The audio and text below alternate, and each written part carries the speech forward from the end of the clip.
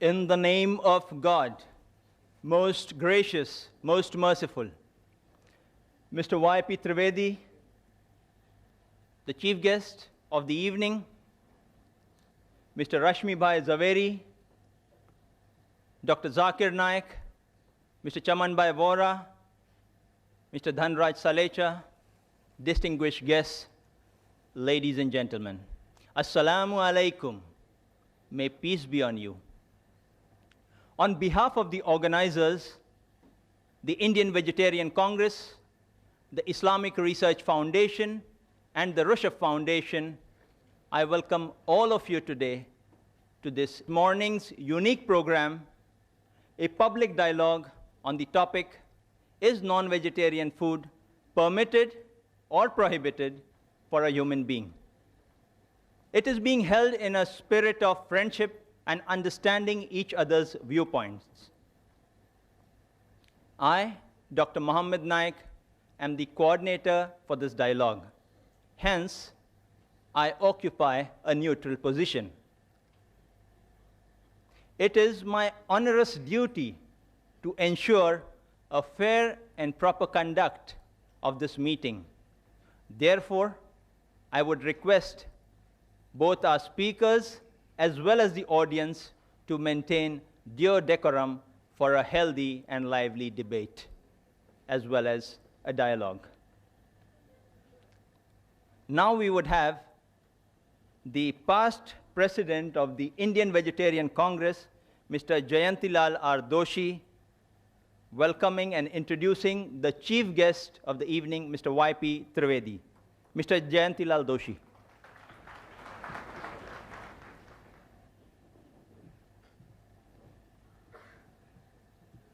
Mr. Y.P. Trivedi, he is a very senior advocate in Supreme Court of India and leading tax expert of Mumbai. His activity in economics field inside ex-president of Indian Mercantile Chambers and active members of chairman of many other institute, trade and industrial body. In professional field, he was president of Chambers of IT Consultant and Vice President of IT Tribunal and Bar Association. In political field, he is traders of Maha Pradesh Congress Committee, BRCC. He is also chairman and director of many public limited company, Reliance and Dana Bank. In education field, he was location of master's degree in Lower and Bombay University. He regularly continues articles of various symptomatic different papers and journalists. He has addressed a member of senior and meeting of Rotary, Lions Club, etc., and Air India and Doordarshan, etc. Thank you. Now we have Mr. Dhanraj Salecha, President of the Rushdie Foundation, presenting mementos to our chief guest, as well as garlanding him on behalf of the organizers.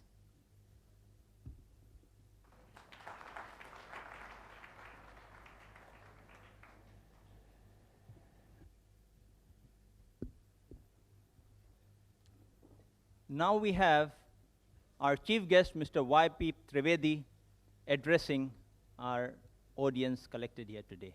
Mr. Y.P. Trivedi.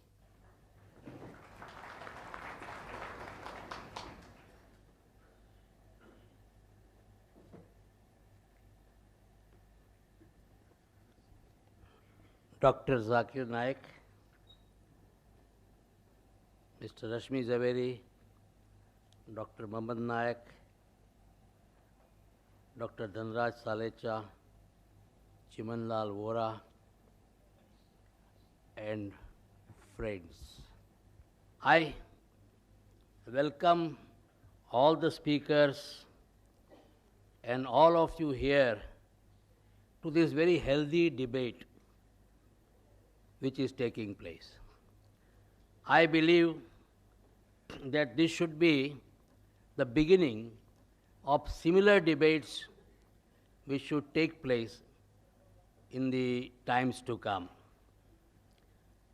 This debate or discussion or the clearing house of mind is probably in the best traditions both of the Hindu civilization as well as of Islam.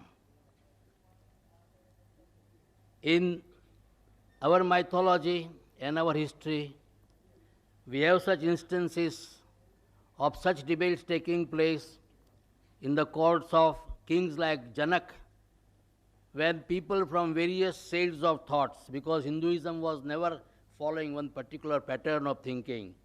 There was Bhakti Marg, there was non-dualism, there was Advait Marg, there was Charvaks who did not believe in any god. So all of them, King Janak used to assemble them, provoking them to debate, not trying to influence anybody, but inviting the thoughts and then leaving the debate to the people at large to make up their own mind. So that was the tradition of our Hindu religion in this land of India. That was also the tradition of Islam. In the immediately succeeding years after the demise of Prophet Muhammad, Arabia was the place of learning, logics, mathematics, astronomy. All this was being discussed, and the great scholars of Arabia imbibed the thought, made inquiries, and transformed that knowledge thereafter to the Western world. According to me, the Renaissance movement in Europe owes its origin to the thinking of these Arab thinkers who were great stalwarts in their own time. We very often associate Arabia with thinking about Arabian Nights. But let me tell you that apart from the strides which they made in the field of fiction and some of the most imaginative fictions, at the same time in the field of science, technology, thinking, logics, mathematics, they made great strides. That is why today also, in spite of all their achievements, the West is still talking about the numerals as the Arabic numerals. And this is how Islam also in those days used to think openly. That tradition has been continued because I believe in the realm of King Akbar. He also used to call people from all religions, even the Christians who came at that time. They landed on the shore of India. They were also called, and they were asked to explain what are the tenets of the religion. So this sort of a healthy debate is something which is an absolute necessity for the development of any cultured, civilized, and tolerant society. Dr. Vora said that he is neutral. Let me tell him and all of you, I am also neutral. If I would not have been neutral, I would not have been made the chief guest. And I do not wish to desire to make any final comment on the subject. But one school of thought I would like to narrate here, which I read at some place, that all those animals in nature who are grass eaters, the animals which are thriving on leaves, they have got bovine teeth. They do not have canine teeth. All those animals which are eating flesh, meat eaters, they have got canine teeth, what we call rakshi. Human being is the one species which has got both bovine teeth as well as canine teeth.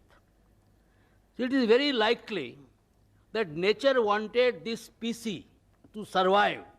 Nature considered that this species, human beings, are the most important species which should be there in this world. They should try to contribute, they should try to carry my message and take it further. So they wanted, the nature probably wanted this species to survive under all circumstances. Nobody can deny. Then the early Homo sapiens or Homo erectus, they are all flesh eaters. At that time there was no agriculture. If you look at the evolution as we now learn from science, it is only the advance of civilization that people started taking to agriculture. When they started taking to agriculture and started growing corns, Some of them became vegetarian, some of them remained non-vegetarian, some of them became the mixture of both. They also took vegetarian as well as non-vegetarian. And most of the non-vegetarian people today also eat vegetarian food as a part of their diet. I believe that in this aspect, when you are talking whether it is permitted or prohibited, we are talking about permission or prohibition by the religion. In this one aspect, Dr. Nayak, I would probably like to differ from you. I believe that it is not the function of religion to tell us what we should eat and what we should not eat. Religion should try to purify our soul, purify our conscience, talk about good behavior, lead us to the path of God. What we should eat, what we should not eat is something which the doctors should tell us. The nutrition experts should tell us. It is not the function of the religion to say you shall not eat garlic, you shall not eat onions, you shall not eat ginger, because this is something, if subsequently the nutritional experts tell us that this is something which is very good for your health, which is very good for your survival, which is very good for you to fight your diseases, then certainly it has to be taken. Because these are the subjects in modern day science. We have to grow up. We have to think in terms of what is lying ahead of us. We are entering now the next millennium, 21st century. So much is expected from us. Today only I was reading in one of the magazines about the forecast of Nostradamus. And Nostradamus thinks that this particular country, which is surrounded on three sides by sea, that one country will come on the top of the world. And are we going to go into the top of the world, become a superpower, by just clinging ourselves to some of the outdated notions? For example, yesterday, so many people migrated from this country. I was wondering in the heart of my hearts, what is it? There is no scientific explanation all throughout. All people with any basis of logic, all people who knew something about science, they were saying nothing will happen whether 8 planets come in one line or they go zigzag. Nothing is going to happen. But then all types of talks were there. Alang, which was our largest shipyard, that was completely forsaken and completely deserted. I was told that for rushing to Rajasthan, I don't understand why people from Rajasthan are so panicky.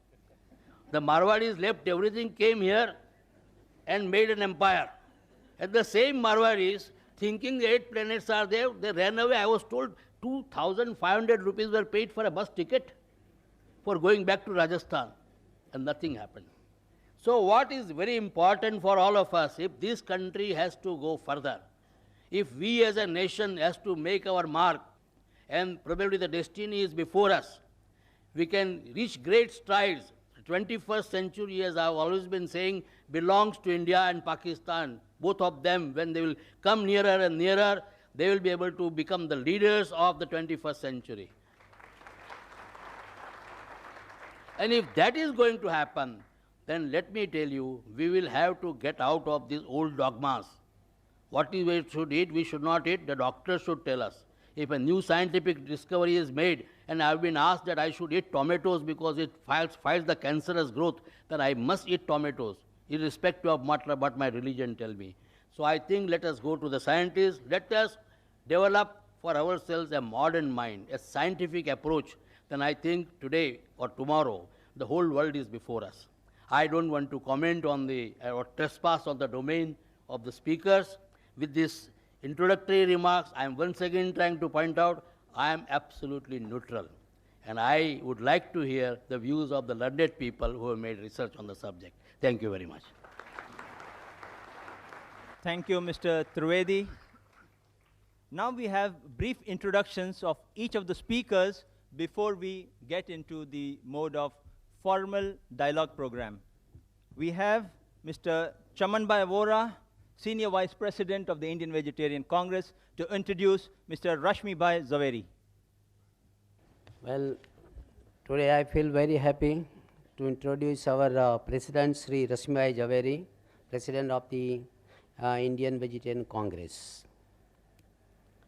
I think this public dialogue will become very, very interesting, looking to the introductory speech given by our Chief Learned Guest Vice P. Trivedi. So let us hope for the very good dialogue. Now, Rashmibhai Zaveri is a chartered accountant by profession. He is having his own firm, Rashmi Javeri and Company. They are very well reputed as far as the corporate sector is concerned. And he is a very good speaker as far as the religious speeches are concerned. He is a master of many of the religious philosophies. He is a very active member of the Chartered Accountants Society. Himself is the member of the Bharat Jain Mahamandal.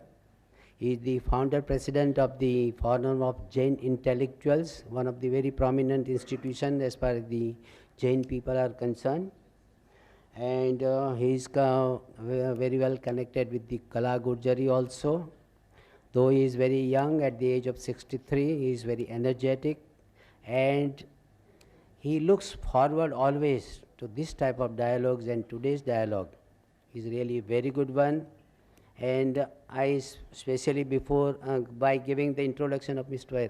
Rashmi Javeri, I would like to thank our chief guest as well as our Dhanraj ji and our Zakir Naik Sahab for having a very good dialogue, whether by principle a human being can take or should not take the vegetarian and non-vegetarian foods. Thank you very much. Mr. Ashraf Mohammadi to introduce Dr. Zakir Naik. Dr. Zakir Abdul Karim Naik, 33 years, is the president of the Islamic Research Foundation, Mumbai. Though a medical doctor by professional training, he is renowned as a dynamic international orator on Islam and comparative religion. Dr. Zakir removes misconceptions about Islam on the basis of Quran, Hadith, and religious scriptures of various other religions. He also uses reason, logic, and modern scientific facts to remove the misconceptions about Islam. He is popular for his critical analysis and convincing answers to challenging questions posed by audiences after his public talks. In the last 3 years itself, he has delivered more than 300 public talks worldwide. Dr. Zakir also appears on various international TV and satellite TV channels throughout the world. He has also participated in various symposia and such dialogues with prominent personalities of various faiths.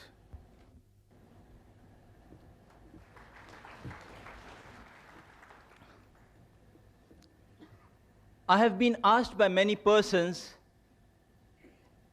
why are we having this dialogue, this topic, these speakers only? I hereby clarify. Mr. Dhanraj Salecha, president of Russia Foundation, once visited the Islamic Research Foundation office about 1.5 months ago.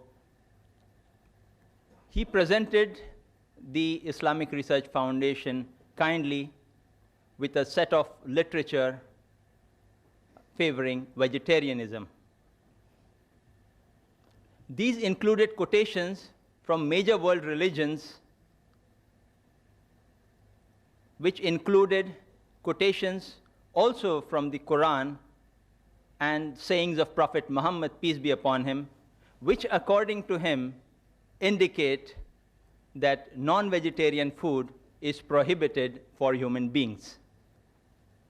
After some discussions, Mr. Salecha proposed that a public dialogue be held at Patkar Hall between Mr. Rashmi Bhai Zaveri, President of the Indian Vegetarian Congress, and Dr. Zakir Naik, President of Islamic Research Foundation, on the topic, is non-vegetarian food permitted or prohibited for a human being?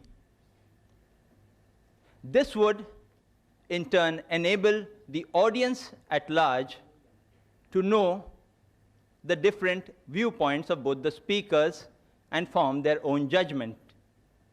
Both the speakers agreed to the same. Just about 5 days back, that is this Tuesday, I met Mr. Zaveri, and he requested that both the speakers in their talk, refrain from speaking on other religions except their own. Dr. Zakir, though being very ardently in the field of comparative religion, reluctantly agreed. Therefore, as far as the religious points are concerned in the talk and response of our speakers, Mr. Zaveri will speak only from the Jain viewpoint unless compelled otherwise. Similarly, Dr. Zakir will speak only from the Islamic viewpoint unless compelled otherwise. This, in brief, is the clarifying background to the dialogue.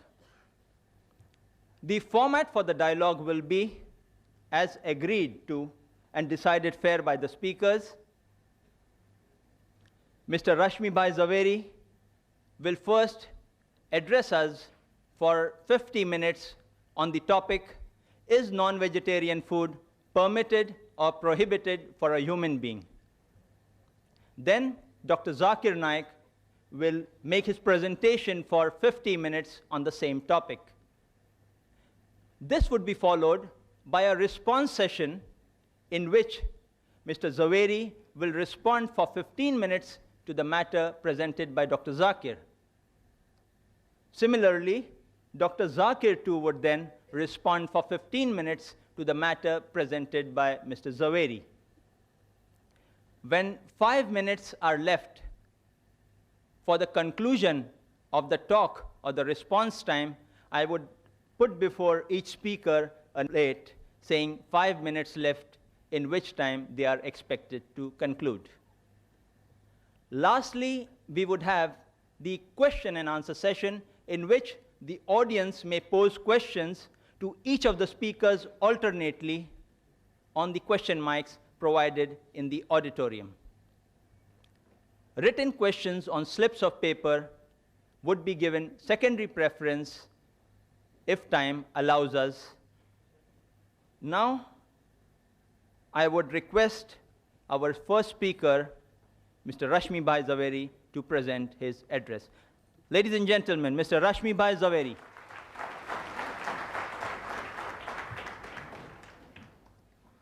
Before I start my talk, I am really very happy that this atmosphere of brotherhood, it has really moved me. And I will request Dr. Zakir Naik to come forward and let's have a Gale Lag Ja scene.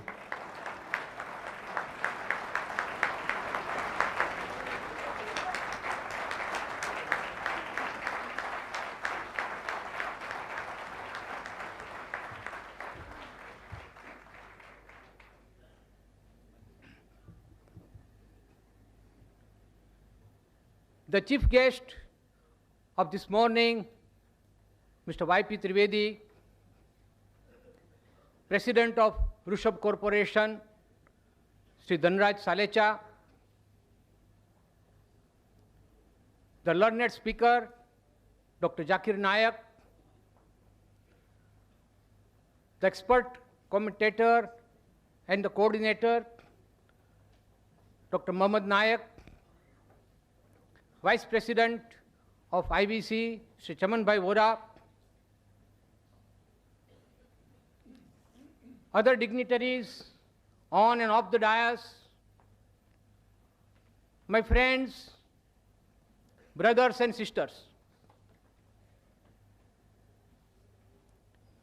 First of all, I must acknowledge the dedication, the sincerity with which all the three organizations, particularly Islam Research Foundation, has taken pains in arranging this lecture. I don't mind and I don't hesitate in saying the entire credit goes to IRF.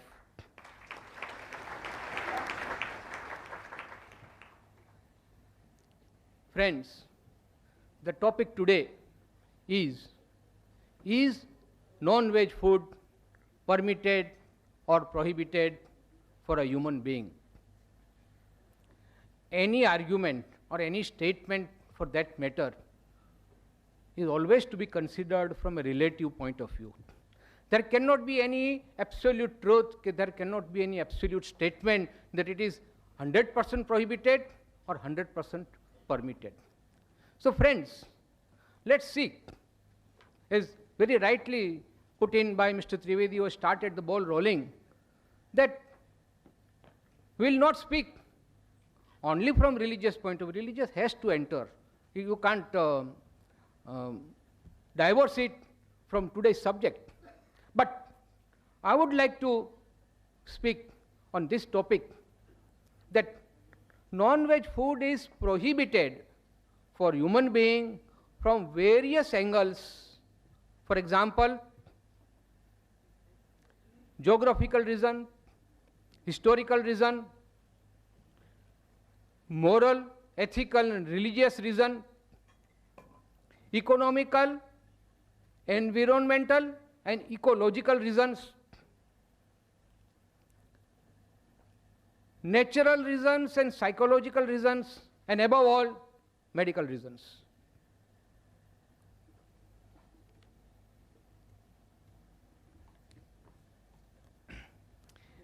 It's a fact now well established that our actions are controlled by our thoughts.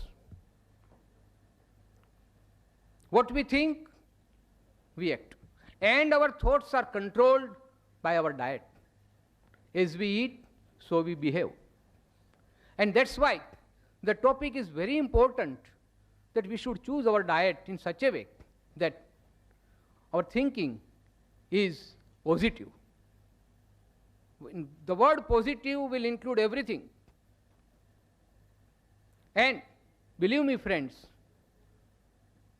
not only all the religions, but the medical science has now proved that the food that we take, it definitely influences our thinking, and so our behavior. Friends, there was a time when there was no alternative available, as Mr. Trivedi rightly put. There were places on this world, and there are even now places where there is no availability of vegetation. It is simply not possible because of the extreme circumstances. But now the world has progressed so much that there is a very advanced system of transportation which is available to us. And any type of commodity, including food, can be transported from one part of the globe to another without any problem. Now that when we have got alternatives, we have to think about this, which alternative is better from all the angles that which I have described earlier. And that's why, friends, I am now coming to my topic proper, that non-veg food is not permitted now at this point of time, not only for India, but for other countries of the world also. First of all, I will say that all Indian philosophies have stated that we should not harm any living being, not only the living beings that we can see, but also those living beings which we cannot see, which are in air, fire, water, etc. But always there is a limit. It's very difficult for a human being to refrain from total ahimsa, total hinsa or violence because of his needs. So that is why Lord Mahavir stated that at least you limit the essential killings, but absolutely no killing for your own selfish motive or for your own needs of hunger, etc. And that is why under Jainism and most of the Indian philosophies, non-veg food is totally prohibited. Now this is a religious aspect. I will not go very deep into it. But the psychological aspect, the effect that non-veg food has on our thoughts and deeds. That is the most important part. The learned authors, I will not now quote the names of the books and authors because that will take time, but I have got all the authorities with me. It is said that veg diet reduces needless suffering in the world and also preserves our ecosystem. See, when I talk about alternative, you look here, or you look at the wild animals who stay in jungle. Those who are carnivorous, they will restrict themselves to meat eating only. But those animals which are herbivorous, they will never go for meat eating. Only human being is such, because of some false notions, I will say. It is the human being has been both a carnivorous and herbivorous.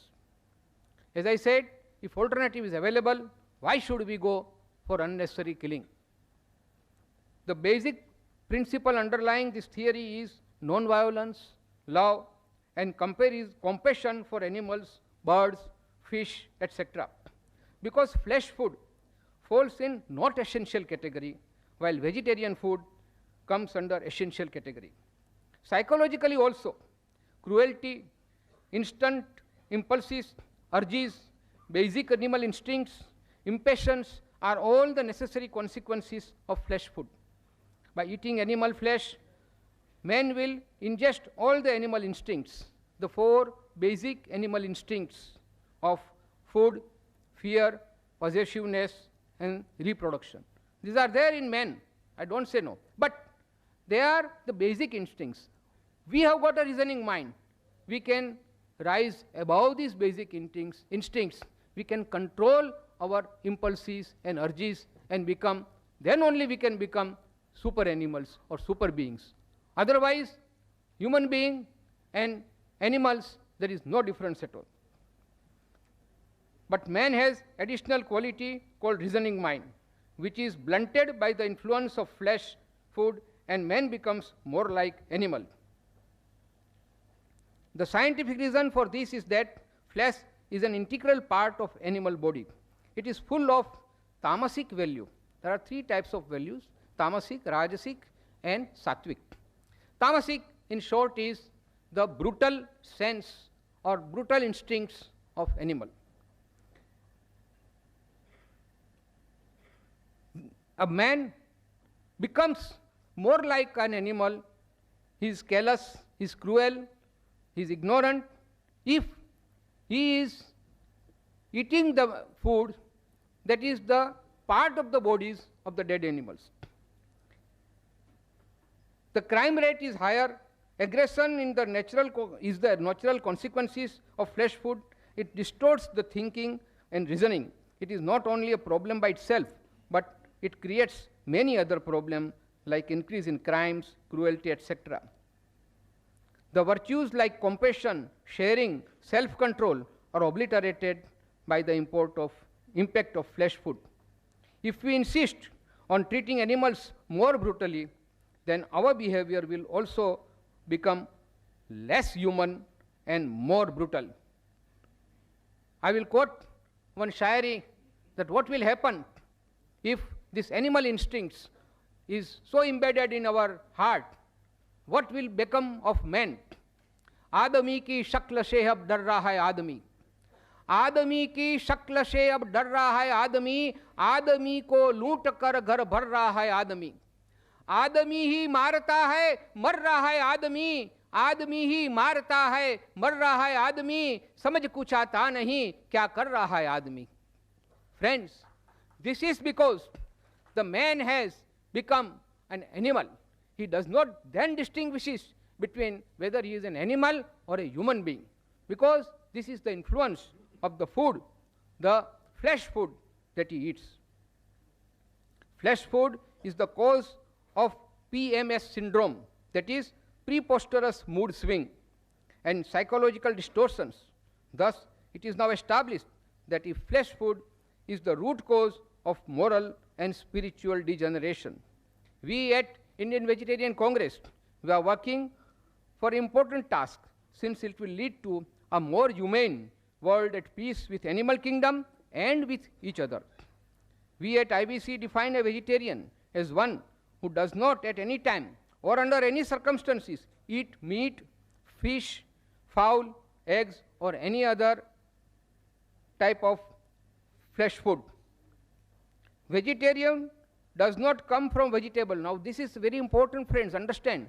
The word vegetarian does not come from vegetable. The root is, it is derived from the word vegetus, V-E-G-E-T-U-S, meaning whole, sound, fresh, lively. Nothing is more powerful than an individual acting out of his conscience, thus helping to bring the collective conscience to life. That is what Norman Cousins said. And what does Albert Schweitzer has to say? Until man extends his circle of compassion to all living things, man will not find peace for himself. It is a man's sympathy with all creatures that first makes him truly a human being. Now, friends, I will go next to the most important topic, and that is the medical viewpoint. It's a fallacy, friend. It's a myth to say that we don't get enough protein from veg food. And that is why a man must have flesh food that is rich in protein. I'll come one by one to these myths. First of all, I will first give you examples of those strong animals, say elephant, say rhino. These are the strongest animals on this earth. Are they meat eaters? No. They are pure veg. Even if they die, they will not eat meat. Even then, they are the strongest. Take example of horse. We talk about horse power. It's the most powerful creature useful for our purpose, and that is also a pure vegetarian. And take examples of cattle, cows, bullock, and other animals. They are not only useful to us, but they are pure vegetarian. My point here is that those vegetarian animals are strong enough and they don't need any flesh food. In fact, if stupidly flesh food is given to these veg animals, what will happen? You all know about the mad cow disease, the syndrome called BEC. Friends, this BSE, bovine spongiform encephalopathy. You know what happened a few years back in England? It was a result of feeding rendered sheep byproducts to cattle as protein supplement. These sheep were infected with scrapie, an acid disease known for over 200 years. Now, if sheep food can make a cow mad, what do you expect the result on human being? Millions of innocent cows were killed mercilessly just because they were suspected to be infected with BSE, and that too for no fault of theirs, but the stupid ways of feeding sheep protein on absolutely unnatural diet for a cow. So is the case with humans. Animal protein is not natural for us. Similarly, millions of chicks were destroyed in Eastern Asia countries because they were infected with certain disease. Now coming back to healthy diet, I will quote from one Dr. Dean Ornish, who has written a very learned book on how to reverse heart disease without surgery or drugs. And this book, my friends, is the best seller in America now. It has really created interest in the people of America and all over the world for that matter, that veg food is definitely better from medical point of view. He has given two types of diet, one reversal and one prevention of heart disease. Both are strictly veg diets because he has proved scientifically that veg food is the best food for a human being. It not only helps heart patients but also reduces risk of other degenerating and fatal diseases caused by flesh food, diseases like cancers of colon, cancers of breast, cancers of prostate, obesity, high blood pressure, stroke, diabetes, gallstones. The Surgeon General of America has confirmed this in the report on nutrition and health. He has given certain facts for protein. Friends, we'll have to be a little technical about it. The protein is formed from building blocks called amino acids. These are of million varieties, of which only 3 are critical for us: lysine, tryptophan, and methionine. All these are available in animals as well as veg, plant food. But when one consumes animal food for getting these 3 critical amino acids, one also consumes unnecessary elements like cholesterol, saturated fat. Friends, these are the 2 things that are the prime reason, the killers for human being: cholesterol and saturated fat. Now let us address the issue that is universally put forward, that we do not get sufficient protein from vegetarian food. And so we have to turn to flesh food for adequate supply of amino acids. Now this is a fallacy. A combined meal of legumes and cereals. Legumes means dal, pulses, and cereals mean wheat, rice, etc. You have to combine these 2 and you get a complete balanced diet which provides complete protein, which is not different from protein found in eggs or meat, but without cholesterol and animal instincts. One dietetic association has stated positive relationship between vegetable lifestyles and risk reduction for several chronic degenerative diseases, as mentioned earlier. It has confirmed that veg diet is healthier and more nutritious. Plant food is totally free from cholesterol, which is found in both. But cholesterol is only found in animal products such as meat, poultry, fish, and dairy. Flesh food is also high in saturated fats, which our liver converts into cholesterol. Our body makes all the cholesterol we need. Now this is very important, friends. You must understand. We need cholesterol, but we don't have to take cholesterol from animal food. Our body, it's a wonderful mechanism. The biochemistry, the chemical factory of our body can manufacture all proteins, all cholesterol from our own system. 3/4 of the cholesterol in our blood is made by our body. It is the excessive amounts of cholesterol and saturated fat in the diet that lead to coronary heart disease. The other diseases, friends, which I have summarized from various journals, medical journals: epilepsy, infected flesh, kidney diseases, excessive protein, excessive uric acid. These are all the diseases because of the flesh food. Rheumatoid, arthritis, gout.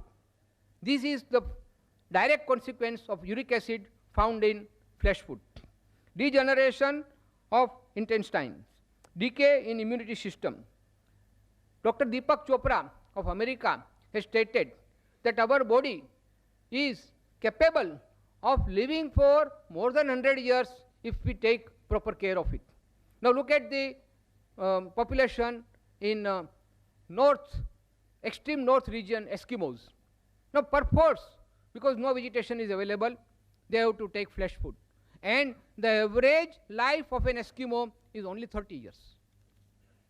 All non-veg food is devoid of vitamin C and vitamin A, which is naturally available in vegetables. Avidin in eggs and other dangerous bacteria are responsible for many skin diseases such as eczema, scabies, leprosy, etc. Now I'll give you certain scientific facts. One medical study has proved that there are less heart diseases in veg people than flesh eaters. Second, it's a well-known fact that not only in India, but even in advanced countries, there is no foolproof system of medical exam of animals before slaughtering.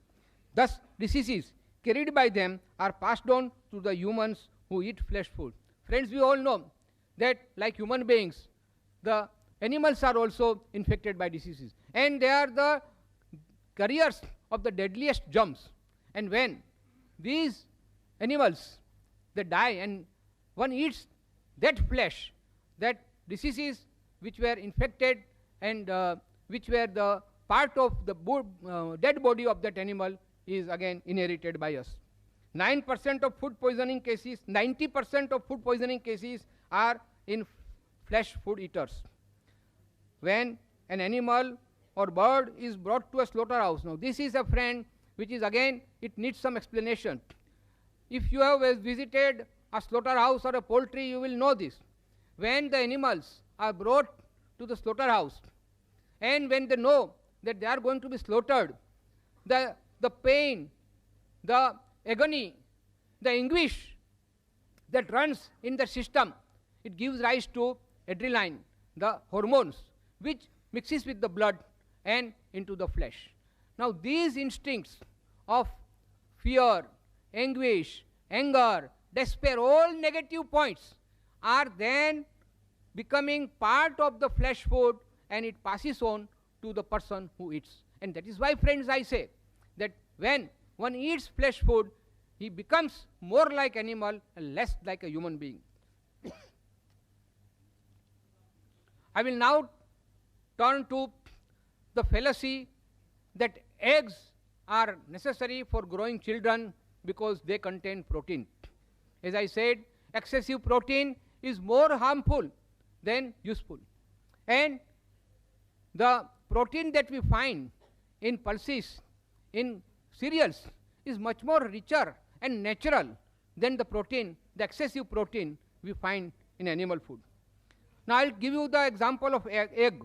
Each egg weighs about 100 grams and has 170 calories. It contains 13.6% of protein, as against that any dal or pulse will contain 24% of protein, much more than the egg. Of same 13, egg will contain 13.3% saturated fat, while there is no saturated fat or very little of 1% in cereals and pulses. 450 to 500 milligram of cholesterol is contained in egg, one egg. Amino acid called methionine, which destroys vitamin B. Large quantity of sodium salt. All these are part of the egg. And when one eats egg, he is then infected, his body is infected because of this excess protein, cholesterol and saturated fat. It does not contain any carbohydrate. It does not contain any fiber. Friends, the medical science has now come forward and stated that for our digestion, we must have fiber. And fiber is found only in vegetable food and not in the flesh food at all. Now, cost-wise, I'm only comparing the egg now. Cost-wise, for 1 gram of protein, the cost of egg is 4 to 5 times more than the pulses, wheat or soya bean. Cost of 100 calories, it is almost 10 times the costlier than the pulses. Thus, pulses, wheat, etc. are not only cheaper, but they provide other important nutritions like vitamins, minerals, fiber, etc. Now let's take a look at the poultry farming. Now they call it poultry farming. It's a totally misnomer. I tell you, sir, it is a poultry factory. The way in which the birds are stored there, they have to climb upon one another to eat or drink because there is not sufficient space. Even the poultry people, they say that this is our factory and these are our merchandise. They are goods, nothing but our products. We are not concerned whether they are living beings or not. They are totally devoid of any compassion, any karuna, and that is why these things are also reflected in the birds. The birds are stored like commodities. They are fed unnatural food and administered drugs which are harmful for humans only to speed up their metabolism so that they can produce more eggs. The poultry people are only interested in making profit. And the result of this, they die premature death. It affects physical as well as mental health, intellectual and emotional growth. Egg is poison for children. Egg begin to rot immediately unless they are put in deep fridge. But when they are marketed, they are they prone to be to decay and disease faster. Vegetable egg is again a myth. It's a fallacy. No egg can be a vegetable egg. It's an animal product, an animal product only. It is definitely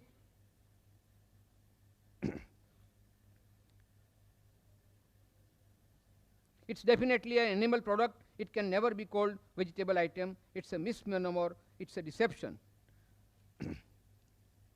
Friends, I will now turn to the economical aspect. Now, these also I have studied from various journals, medical science, and more important from the statistics department of the government of India and government of America, the UK government, etc. But I will not, that's why, give you the citations during my talk, but I will give you the summary. UK.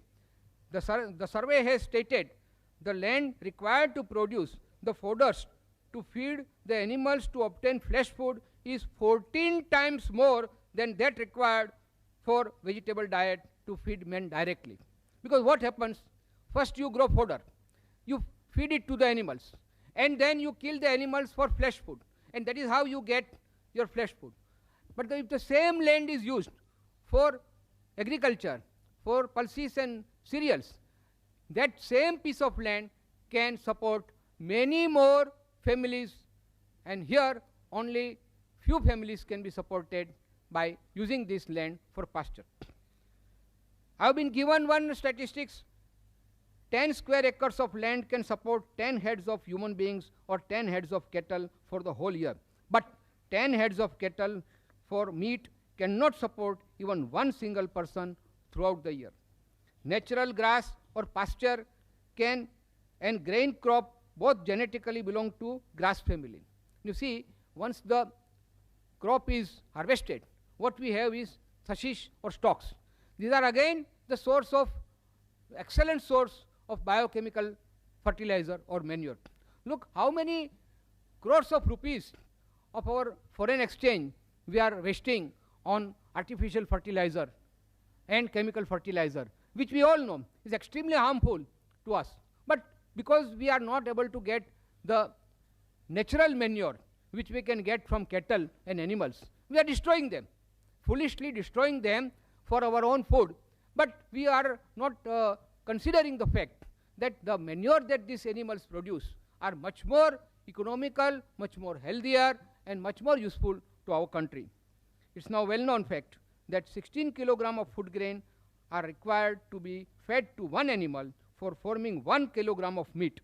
Thus, by feeding animals reared for slaughter, the country is deprived of vital food grains which can feed many, many more people. So, not only for growing food, but also for pasture and for manure, we require land. The human oncogene work done by Professor Wilbing from Massachusetts, it is stated that to obtain 1 calorie of animal flesh, 7 vegetable calories have to be spent. Then the study further shows that the land needed to graze one average animal can sustain 5 average families. Friends, I will not burden you with facts and figures, but the summary of all this is that it is very economical to feed people on veg diet rather than on flesh food. Now let's take the other point of view of economy, ecology, environment, slaughterhouses, etc. Production of animal flesh food require more land, more water, more food grains for feeding animals meant for slaughtering. Now this will again destroy or rather disturb the balance of our ecology and environment. Because the resources are always limited, we have to make best use of that. Either we grow crops or we rear animals for slaughtering. And look at the way the slaughterhouses work, how they are maintained. It's simply a hygienic horror. The conditions are appalling and totally unsanitary all over the world.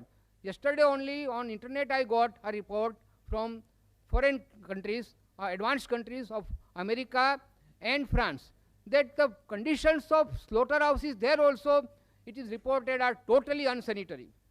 I got a copy of white papers from Government Accountability Project of America, fighting filth on the kill floor, a matter of life and death for America's families. Slaughtering of animals meat processing plants, and finally most unhygienic ways of transport and sale of flesh food has made flesh food totally unfit for human consumption. And do not think for a moment that imported, packaged, nicely packaged meat or canned meat is totally hygienic. No, my dear friends, that is also coming from those slaughterhouses where all these things which I have stated of medical science will apply. Not only that, they add certain preservatives, certain chemicals, certain additives which will keep the meat fresh. Environmental consciousness in India and abroad has now driven many people to vegetarianism. Environment-friendly veg foods are now available. The craze now in all over the world is to go for environmental friendly veg food because it is considered friendly and healthy. The green factories or glass houses are now exporting plant food, including fruits, to those countries which cannot grow them because of climate. The modern transportation system has given a much better alternative for food choice. In fact, for developing nations like India, government and NGOs should give more emphasis on larger production of more exports of plant food which will serve the economic development of our country. Now look at the pollution. The pollution caused by legal and illegal slaughterhouses is terrific. The discharge of effluents from even so-called modern abattoirs is in the open and exposed to elements and public gaze. The carcasses of animals, the flow of blood, the horrible stench, etc. will add to the pollution. Ecological balance.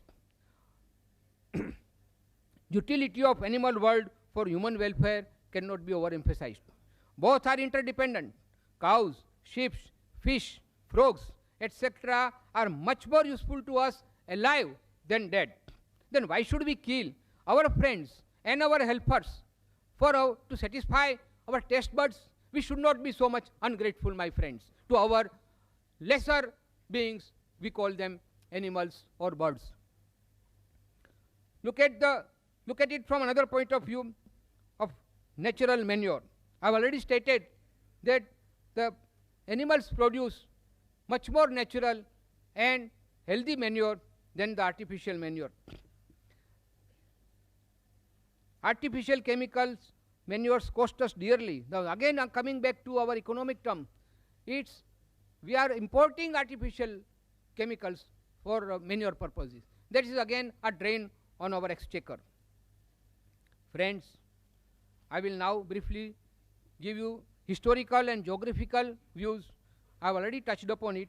Historically, in certain dry areas of miles and miles of desert where no vegetable can ever grow, maybe only food for survival was the animal food. Geographically, I stated as like Eskimos, there was no alternative. But once we have got this better alternative, which is healthier, which is more economical, which is more eco-friendly, why not go for such food? And friends, I will now go to the most important point, which will prove my point beyond any doubt that why man is vegetarian by nature. I have got some 16 points here to compare how our body is built up. As Mr. Trivedi has started the ball rolling in this fashion of bovine teeth and non-bovine teeth. Teeth embed. Now I will first say about herbivorous. Teeth of herbivorous animals are embedded in the jaws, short, blunt, close to one another. While in carnivorous, they are sharp, pointed, long and conical. The 2 or 4 teeth that we have got, like some people say they are like dog animal. They are not for meat eating, but they are found also in apes and chimpanzees, and which are fit for plucking the fruits and eating the fruits. The claws, no sharp nails for herbivorous, they are fit to pluck fruits only, while in carnivorous, the sharp nails helps in tearing apart the prey easily. Jaws and chewing habits. Jaws of herbivorous will move up and down, left and right, that is in all directions. They swallow their food after chewing, while the carnivorous, the lower jaw moves upwards and downwards only. They swallow their food without mastication. Now friends, you go on comparing this. I will only say herbivorous and carnivorous. It is for you enlightened friends to see how our human body and parts of our human body will fit, whether it will fit with herbivorous animals or with carnivorous animals. Tongue. The tongue of herbivorous is quite smooth, while that of carnivorous is very rough. Water drinking habit. That's a very important thing. My friend Dr. Paresh Dalal told me. He said that these herbivorous animals, they drink water with lips by suction, while all the carnivorous, they drink the water with tongue, they lap up. We don't do it. We always use our lips. Now come to the length of intestine. Longer intestines are found in herbivorous, about 4 times the body length. This cannot quickly expel the flesh food, while in carnivorous, smaller size of intestine, almost equal to the body length, and helps to expel flesh food before it gets contaminated. Liver and kidney. Smaller in proportion in herbivorous, so they are unable to throw out waste material easily. While in carnivorous, liver and kidney are longer in proportion, so they can throw out waste material easily. Digestive system. There is a less hydrochloric acid in digestive system of herbivorous, thus flesh cannot be digested easily, while obviously in carnivorous the quantum of hydrochloric acid is much more, and that is why they can digest the flesh food, but human being cannot. Salvia. In herbivorous, like human being, the salvia is alkaline and contains ptyalin, which helps in digesting carbohydrates found in the grains, while in carnivorous there is the salvia is always acidic. The blood pH is alkaline like human being and herbivorous, and acidic in carnivorous. The blood lipoproteins. Human blood lipoproteins is similar to all herbivorous, while it is not similar to that of carnivorous. Sense is weak. All the senses, particularly the eyesight, is weak in herbivorous and very powerful in carnivorous. Sound, the voice is not, the herbivorous sound or even the human sound is not frightening, unless of course we can make it now frightening. But by nature, the sound of all herbivorous is mild, while that of carnivorous like lions and tigers is very coarse and frightening. And lastly, infants. Normal sight power of right from, now see the young ones of herbivorous, right from the moment of birth they can see very clearly, while all the infants of carnivorous wild animals are blind at least for a week. Now friends, it is for you to justify whether man fits by nature in this category of herbivorous, grain eaters, or in the category of carnivorous, the flesh eaters. Now friends, I will now tell you about certain great persons who condemned flesh food. Looking at the world's history, we find that all great scholars, philosophers, scientists like Einstein, artists like Leonardo da Vinci, poets like Milton, Pope, Shelley, and writers like George Bernard Shaw, and religious leaders, of course, of the world. Now, who are those people? The mathematician, the Pythagoras, the Plutarch, Newton and Einstein, the scientist, Dr. Annie Besant, Reverend Dr. Walter Walsh, George Bernard Shaw, Tolstoy, the Greek philosophers Socrates and Aristotle. They are all enlightened people, and they say, yes sir, they say that blessed are those with noble qualities of tolerance and compassion, love and non-violence, who are not flesh eaters. Now friends, I will quote from George Bernard Shaw, which is very famous and widely published. We are living graves of murdered beasts. Listen what he says. We are living graves, moving graves of murdered beasts, slaughtered to satisfy our appetites. Like carrion crows, we live and feed on meat, regardless of the sufferings and the pain. Doctors once advised Bernard Shaw. He was very ill. He said that you must take some meat soup. Bernard Shaw said, I'll prefer death than to have anything with flesh food. And believe me, friends, he survived, and the doctor turned vegetarian. In the similar way, Mahatma Gandhi, his son was very sick. He was advised meat soup, and he refused, and the son survived. Why I am telling you, friends, all these things? That Mr. Trivedi said, yes, medically, whatever the doctor says, we have to accept, no doubt. But as I said in the very first thing in the beginning, I said, everything is relative. When doctor says something, he will say only from medical point of view. And friends, we are not living here. We are here on this earth, not only to survive. Survival is important, but not at the cost of others and inflict pain on others. Thank you very much, friends. 21st century will belong to vegetarians. Okay, I think I have made my points on very general terms, friends. I will tell you that I know those who are regularly flesh eaters are coming from some culture, some family, some faith, and that is why they have never applied their mind. And that is what Mr. Trivedi stated, that we are here today. We have gathered here. Let us apply our mind, that not only from religious angle or from our social angle, because I have seen, I'm not afraid to say that many of our Jain friends, when they go to certain gatherings, because they are afraid of the social status, they start eating meat. I don't like that. But then it is for everybody, whether he is a vegetarian or a non-vegetarian. Apply your mind.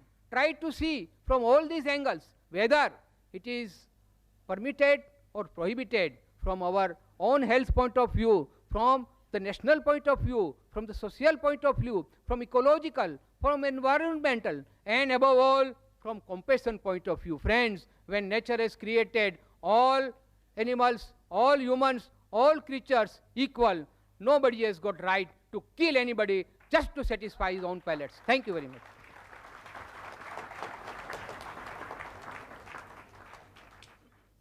Ladies and gentlemen, Dr. Zakir Naik to present his talk.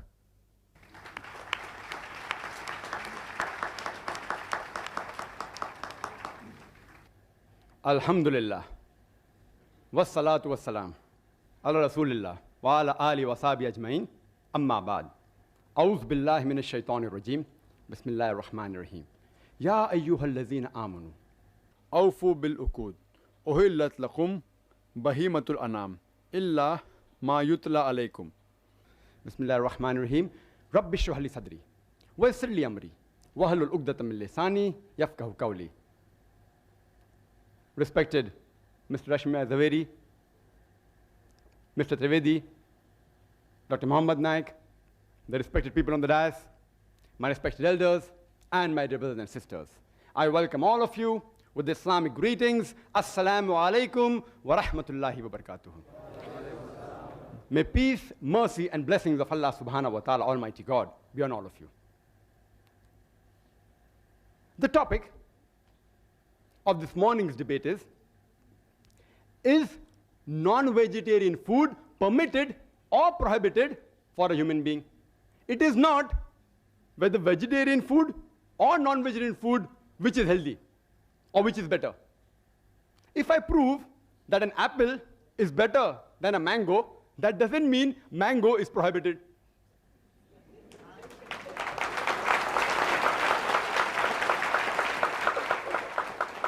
This statement is sufficient to end the dialogue for me, but I have to reply. Non-vegetarian, by definition, means a person who has food of animal origin. It does not mean a person who does not have vegetarian food. It does not mean a person who does not have vegetables and fruits. Let it be very clear to all of you.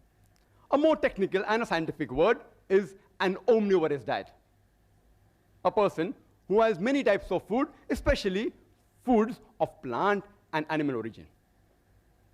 Vegetarian, as Mr. Rashmi very rightly said, it doesn't come from the word vegetables. It comes from vegetas, which means full of breath, full of life. He didn't give a better explanation. We can talk about it. And he didn't speak. There are various types of vegetarian. We have fructarian, only eat fruits and nuts. Then we have the vegans who don't have any animal products. We have lacto-vegetarian, what I believe Mr. Rashmi Zaveri is. They have milk. We have the ovo-vegetarians who have eggs. We have the lacto-ovo-vegetarian who have egg and milk also. We have the pesco-vegetarian who eat fish. We have semi-vegetarian who also have chicken. This classification is done by the Vegetarian Society, not by me. And you can name another 20. Time doesn't permit me. I would like to state a quotation by Dr. William T. Jarvis. Dr. William T. Jarvis, he is the advisor to the American Council of Science and Health, ACSH. And he's also the professor of public health and preventive medicine in the Loma Linda University. And he's also the founder and the president of the National Council Against Health Frauds. And he's the co-editor of the book, The Health Robbers, a closer look at quackery in America. Most of the quotations are from America. And according to him, he classifies vegetarian based on the behavior standpoint into two categories: pragmatic vegetarian and ideological vegetarian. A pragmatic vegetarian chooses his diets on objective health reasons. He is more reasonable in his approach rather than emotional. The ideological vegetarian, on the other hand, he chooses his diet based on a principle, which is based on an ideology. He is more emotional rather than reasonable. And Dr. William T. Jarvis says, one can spot an ideological vegetarian by his exaggerations of the benefits of vegetarianism. And you could see that in the talk which preceded my talk. Exaggeration of benefits of vegetarianism and the lack of skepticism and the overlooking of the fact that extreme vegetarianism can lead to potential health risks. He says that the ideological vegetarian, he pretends to be like a scientist, but he's more like a lawyer than like a scientist. And you could see that in the talk by the learned speaker. More like a lawyer than like a scientist. They gather data and information selectively against the information which is against the ideology. This may be good for a debate like the one we are having, but not for engendering scientific understanding. Dr. William T. Jarvis says that ideological vegetarianism is filled with hypotheses. It is filled with extremism from which even scientists and doctors are not immune. And there you can see the quotation. Mr. Rashmi Zaveri has said several diseases. And it's possible for me to refute each and every, but if time permits. He's talking about science, but the approach was not scientific. All can be prevented very well. Prevention is better than cure, is the base of the medicine, which time will not permit me to go into health reasons, etc. In the rebuttal, if time permits, I'll try and cover most of the other aspects. And health, I will try and cover in the rebuttal. Let's analyze the various reasons why a person chooses a food habit. It can be religious, it can be geographical location, it can be a personal choice, smell, taste, color, due to humane or ethical consideration, due to anatomical and physiological consideration, due to behavioral consideration. It can be due to ecological and economical consideration. It can be due to nutritional value or due to health and scientific reasons, health and medical reasons. Let's first analyze the religious reasons. Mr. Trivedi said that religion should not interfere with the human beings where it's concerned what we should eat and what we should not eat. That you should leave it up to the doctors. I agree with him that in most of the religions, that is the case. The religious authorities, the main foundation, that's Almighty God, if he's not a doctor, the God that you worship is not a doctor, then you should not follow him. He says, leave it to the doctors. But in Islam, we believe Allah subhanahu wa ta'ala, Almighty God, is our creator. And the creator of the human beings has far superior knowledge than all the doctors put together in all the years.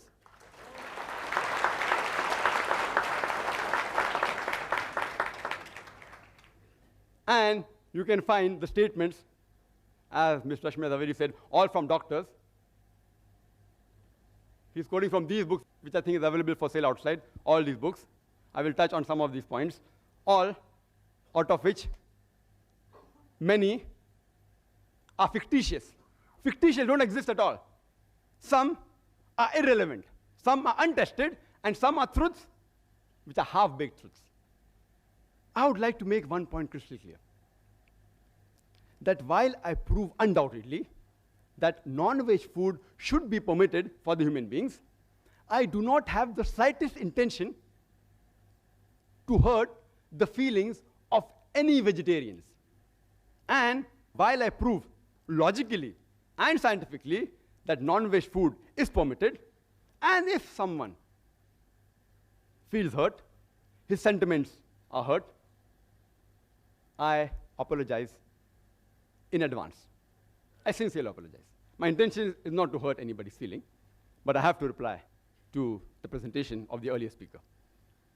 As far as Islam is concerned, it is not compulsory for a human being to have non-veg. A Muslim can be a very good Muslim even by being a pure vegetarian. But when our Creator, Almighty God Allah subhanahu wa ta'ala, gives us permission to have non-veg, why should we not have it? And I started my talk by giving a quotation from the glorious Quran, from Surah Ma'idah, chapter number 5, verse number 1, which says, Ya ayyuhallazina amanu, O you believe, awfu bil uqud, uhillat lakum bahimatul anam, illa ma yutla alaykum. Fulfill all your obligations, and lawful for you for food are all four-footed animals with the exceptions named. Quran further says in Surah Nahl, chapter number 16, verse number 5, that cattle has been created by God for you. In it are various benefits. You derive warmth, and of the meat you can eat. The same message is repeated in Surah Mu'minun, chapter 23, verse 21, that you can have the meat of the cattle. Let's analyze the geographical reasons and the surrounding environment. And as we know, it influences a person's food habit. Like people living in the coastal region, the Konknis, they have more fish. People living in South India, they have more rice. People living in the deserts, where there's scarcity of vegetation, people mainly survive on the flesh of animals. The Eskimo, the Arctic region, where there's scarcity of edible vegetation, they survive more on seafood. And Mr. Zaveri said that he knows that vegetable is not available in certain parts of the world, but today, due to advancement of transportation, we can supply them with vegetables. I would request the Indian Vegetarian Congress to supply, at least give the transportation cost, that's all, to supply to the Eskimos, to supply to Saudi Arabia. You get vegetable in Saudi Arabia, it is more expensive. Why? Because the cost of transportation. That makes it more expensive. It is illogical and unscientific to spend more money to buy a food which is less nutritious. Let's analyze the humane reasons, the ethical reasons, and the pure vegetarians. They say that all life is sacred and no living creature should be killed. They fail to realize that today it's a universal fact that even plants have got life. So the main argument on killing living creature doesn't hold good today. Previously, maybe, a couple of centuries ago, it may have held some weight, but today it carries no weight.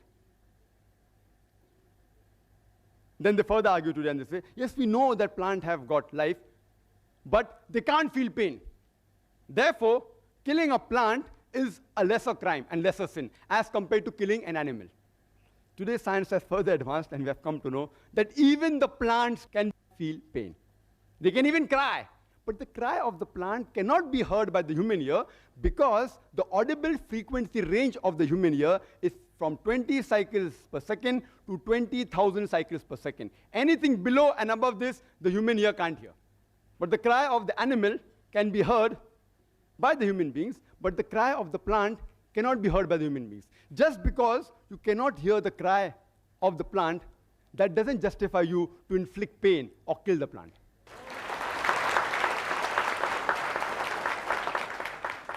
There was an ideological vegetarian who had a discussion with me and told me that, Brother Zakir, I know that plants have life, they feel pain, but you know, plants, they have got about 2 senses less as compared to the animals. I said, for sake of argument, I agree with you. But then I asked him a simple question. Let's suppose your brother is born deaf and dumb, cannot hear, cannot speak, 2 senses less. And when he grows up, and when someone comes and murders him, will you go and tell the judge, oh me Lord, give the murderer less punishment because my brother had 2 senses less? In fact, you will say, usne to masoom ko mara hai. He has killed an innocent person. Give him a bigger punishment. And further, if you analyze that in Islam, as far as living creatures are concerned, there are 2 types, broadly classified 2 types. Human beings who are living creatures and non-human being living creatures. As far as killing the human beings are concerned, Quran says in Surah Ma'idah, chapter number 5, verse number 32, that if any person, if anyone, kills any human being, unless it be for murder or for spreading mischief in the land, it is as though he has killed the whole of humanity. And if anyone saves any human being, it is as though he has saved the whole nation. If any person kills any human being, Muslim or non-Muslim, unless it be for murder or for creating mischief, Quran says he has killed the whole of humanity. If you save any human being, you have saved the whole of humanity. As far as non-human being living creatures are concerned, no human being should harm them unnecessarily, should not kill them unnecessarily for sports or for fun or for target practice. But if it is for your security and for your safety, you can stop them, you can even kill them. Or if you want for lawful food, but not just for fun and frolic or for hunting. Even if I agree that the plants are a lesser species as compared to the human beings, if you take the life of one animal, an average animal, it can feed about 100 human beings. For the same 100 human beings, you may have to kill more than 100 plants. So is it preferable to take the life of one living animal or the life of 100 living plants? Which is a bigger sin? Is it a bigger sin to kill 100 human beings who are handicapped or kill one healthy human being? Which is a bigger sin? You decide for yourself. There is a vegetarian society by the name of World Foundation on Reverence for All Life. Most of the quotation which he gave is from here and from these 3 books, most of them, almost all. The name of the foundation is World Foundation on Reverence for All Life. They forgot to mention except plant life in bracket. And it says, all creation is one family. All life is sacred. What kind of an ideology is this? That you permit the killing of one family member, but do not permit the killing of the other family member. It's illogical and unscientific. You know, in America, there are vegetarian society who take students to slaughterhouses, and they make them see the bloodshed and convert them to vegetarianism. It is like a doctor taking the young girls to observe and watch a difficult childbirth, and then say, that's the reason you should not marry and should not have children. These are unethical forms of mind control. Unethical. Unethical. In fact, we should teach our children that when vegetables can be grown for food, why can't animals be raised for food? All life is sacred. I agree. Unnecessary killing them is wrong. But for a requirement, lawful food is permitted. Let's analyze the anatomical and the behavioral consideration. And there were a list of various things mentioned by Mr. Zaveri. You know, he was reading from a paper at 100 miles per hour. I was trying to note down. How many disease? I, being a medical doctor, can answer, but how much can I answer? To name 10 diseases will take few seconds. To reply all 10 will take more than an hour. And here I listed a lot. I'll just try and tell you that if you go to authentic books, not researches made by ideological vegetarians, most of the answers are given on the medical aspect. Considering the anatomical and the physiological aspect, and rightly said that if you observe the teeth of the herbivorous animal, the cow, the goat, the sheep, they have a flat set of teeth. They only have vegetables. If you observe the teeth of the carnivorous animal, lion, tiger, leopard, they have pointed set of teeth. They only have animal flesh. Not non-veg, animal flesh. They are not called as non-veg animals. They are called as carnivorous animals. There's a difference between carnivorous and non-veg. Non-veg actually is omnivorous. But if you analyze the set of teeth of the human beings, we have got flat teeth as well as pointed teeth. If Almighty God, our Creator, wanted us to have only vegetables, why did He give us these pointed teeth for what? And Mr. Zaveri said, these pointed teeth, they are not referring to the dog. They refer to the apes. He doesn't know the scientific meaning of the word canine. Comes from the root word caninus in Latin, which means of dog. And canine means pertaining to the family of Canidae, like wolves, dogs, etc. Scientists have given this name. Canine, meaning pertinent to dog. And he said, it doesn't look like the teeth of dogs. It refers to teeth of apes and monkeys. I believe in agreeing with the argument and proving my point, then you disprove him. It's easy. Even if I agree it is the teeth like the monkeys, do you know monkeys also have non-veg? They have the lice.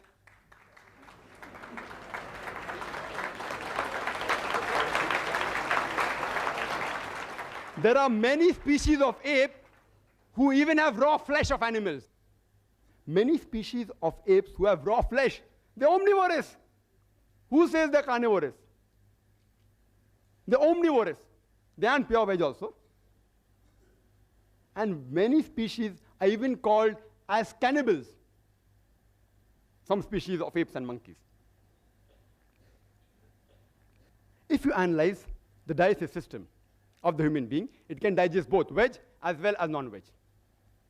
If Almighty God wanted us to have only vegetables, why did He give us a digestive system which can digest both veg as well as non-veg? And Mr. Zaveri said that we cannot have raw flesh. I agree with him, most human beings cannot have raw flesh. In the same way, most of the human beings cannot have raw vegetables, raw vegetarian diet, like raw wheat, raw rice. Can you have it? Raw moong, raw drumstick. Can you have? You'll get indigestion. So what is the argument? No, you have to cook them. I know as a medical doctor that raw wheat, raw rice, raw drumstick, if you have, you'll have problems. You can't digest them. So you have to cook them. Similarly with the flesh, we non-vegetarians, we cook them for easy digestion. But yet, there are certain human beings who even have raw meat. He gave the name of Eskimos. He didn't tell the root word meaning. The root word meaning of Eskimo, it literally means eaters of raw flesh. So there are human beings who even have raw meat. They are conditioned. Tomorrow, if you're conditioned to eat raw wheat and raw rice, even you may be able to digest it. But most human beings cannot digest certain raw vegetables. That doesn't mean you should not have rice, you should not have wheat, that you should not have drumsticks. There are, in the herbivorous animals, an enzyme known as cellulase enzyme. And every vegetable has cellulase. And this cellulase enzyme helps in digesting the vegetables. We human beings we don't have cellulase enzymes. Therefore, the vegetables we eat, the cellulase part remains undigested, and we call them as fibers. It's undigested. On the other hand, there are certain enzymes like lipase, trypsis, chymotrypsis, which are mainly meant for digesting non-vegetarian food. If Almighty God did not want us to have non-veg food, why did He give us these enzymes? And the primitive man, as said by the earlier speaker as well as the chief guest, archaeological evidence shows us clearly the Homo sapiens, the Eskimos, the Australian Aborigines, they were non-veg. So why the change now? We have the same teeth, we have the same digestive system, and he has given a list of other comparisons which prove we can have veg. And I agree with that. Where did I ever say that you cannot have veg? A non-veg is a person who has the food of the animal products as well as vegetarian food. It's an omnivorous diet. He said that the liver and the kidney in carnivorous animal is large. In the human beings, it is small like the herbivorous, because the animals have raw meat. Therefore, they have to remove the toxin on a higher level. We do it by cooking the food. Therefore, God gave us a small kidney and a small liver, which is sufficient to digest both cooked non-veg and also vegetables. Similarly, with all the arguments, HCl, it's not very acidic. Why? Because we don't require it. If we don't require it, why should God unnecessarily give it to us? Same with saliva, same with the pH of the blood, same with the lipoprotein. All the arguments are that because they have raw flesh, therefore they require it.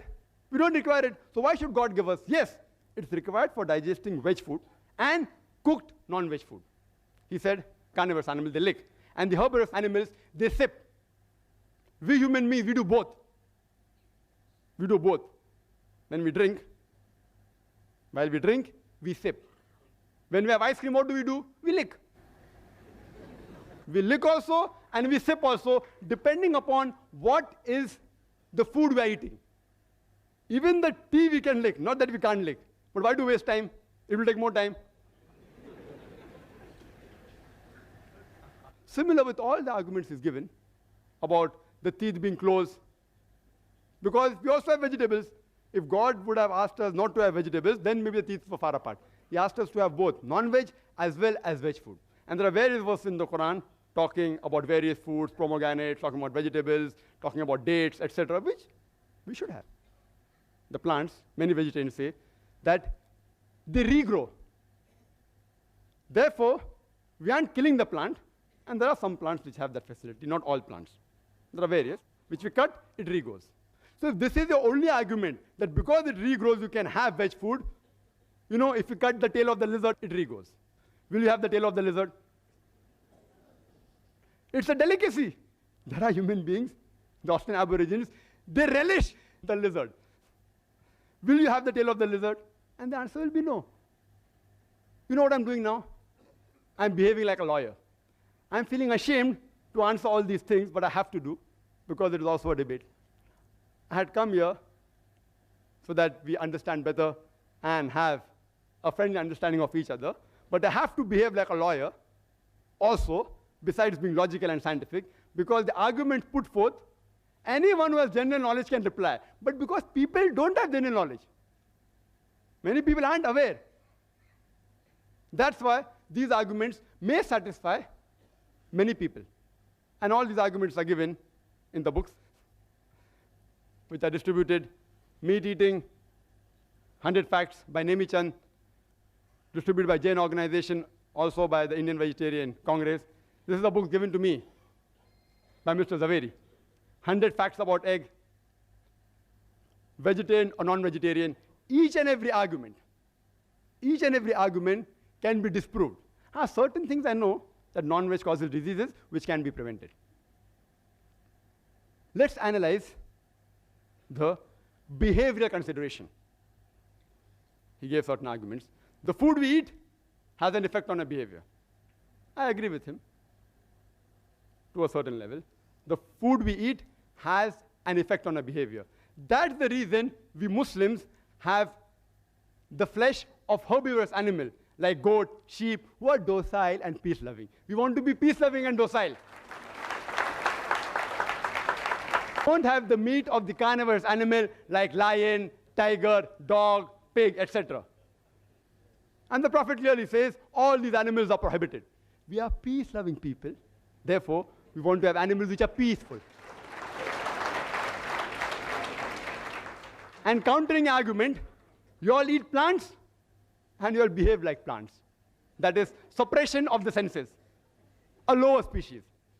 I know scientifically it is wrong. I'm only behaving like a lawyer. I feel ashamed to speak these points as a medical doctor. It's not true that you eat plants, you behave like plants. But the argument he has put forth, I'm giving a counter reply. You eat plants and you behave like plants, weak and suppressed, can't move properly. I'm sorry. I really apologize. I apologize. I have to reply to the arguments. I apologize if I've hurt the feeling of any vegetarian. It is not scientifically true. It's just an argument, a counter argument. Further, he gave the list of various peace-loving people like Mahatma Gandhi, and I respect Mahatma Gandhi because he has done certain good things for India and humanity. But if, because Mahatma Gandhi was peaceful, indicates that if you have veg food makes you peaceful, then today if you analyze the list of the Nobel Prize winners for peace, almost all, or most of them are non-vegetarian. Menachem Begin, non-veg. Yasser Arafat, non-veg. Anwar Sadat, non-veg. Mother Teresa, non-veg. Mother Teresa.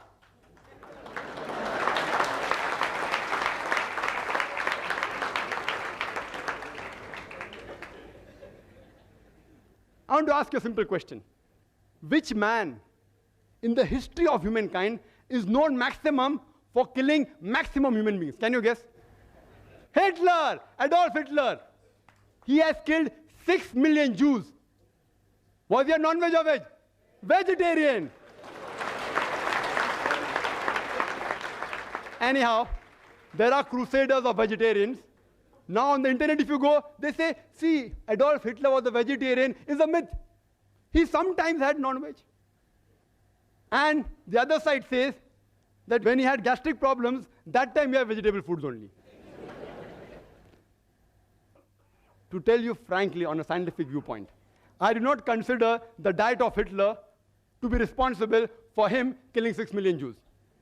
Neither am I telling, irrespective whether you are a vegetarian or non-vegetarian, I'm not interested in knowing, because I, being a doctor, I know it doesn't carry any weight. There were other factors which influenced him to take this drastic step, which is totally inhuman, not the diet.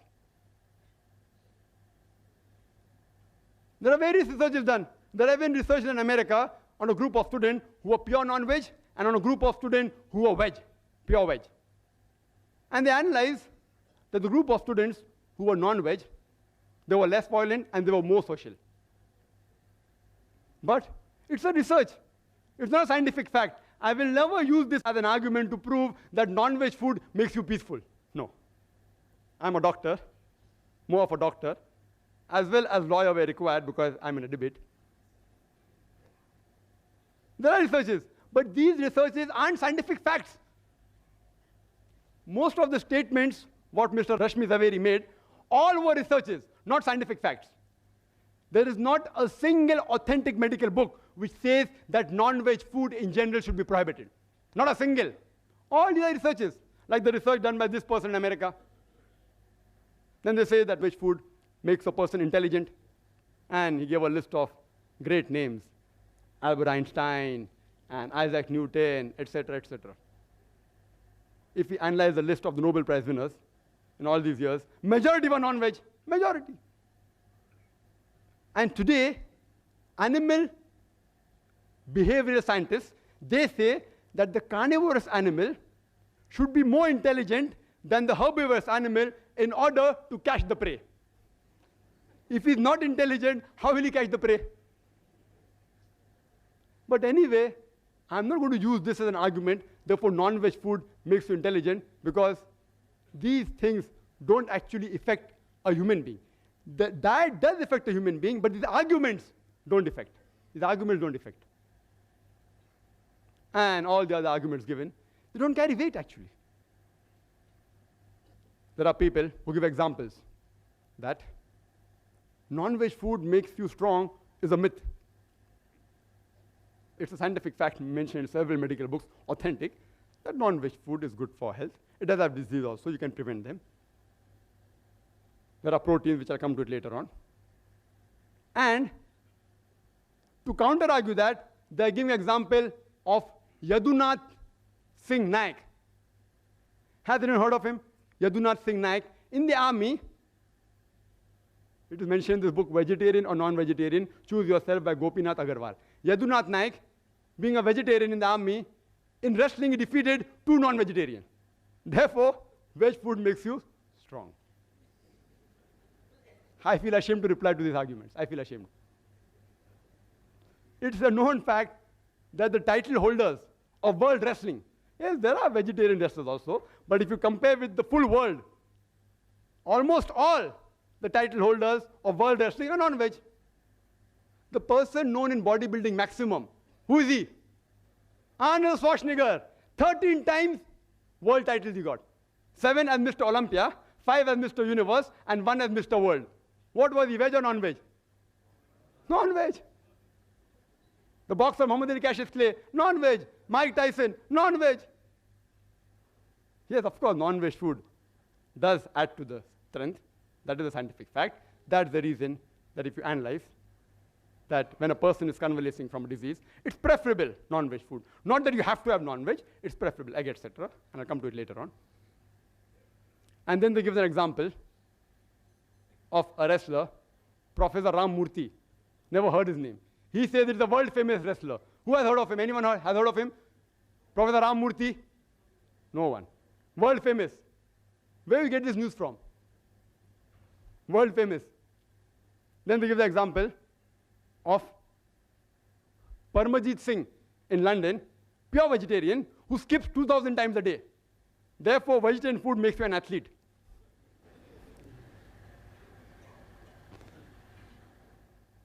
If these are the arguments supposed to be scientific, I really feel ashamed.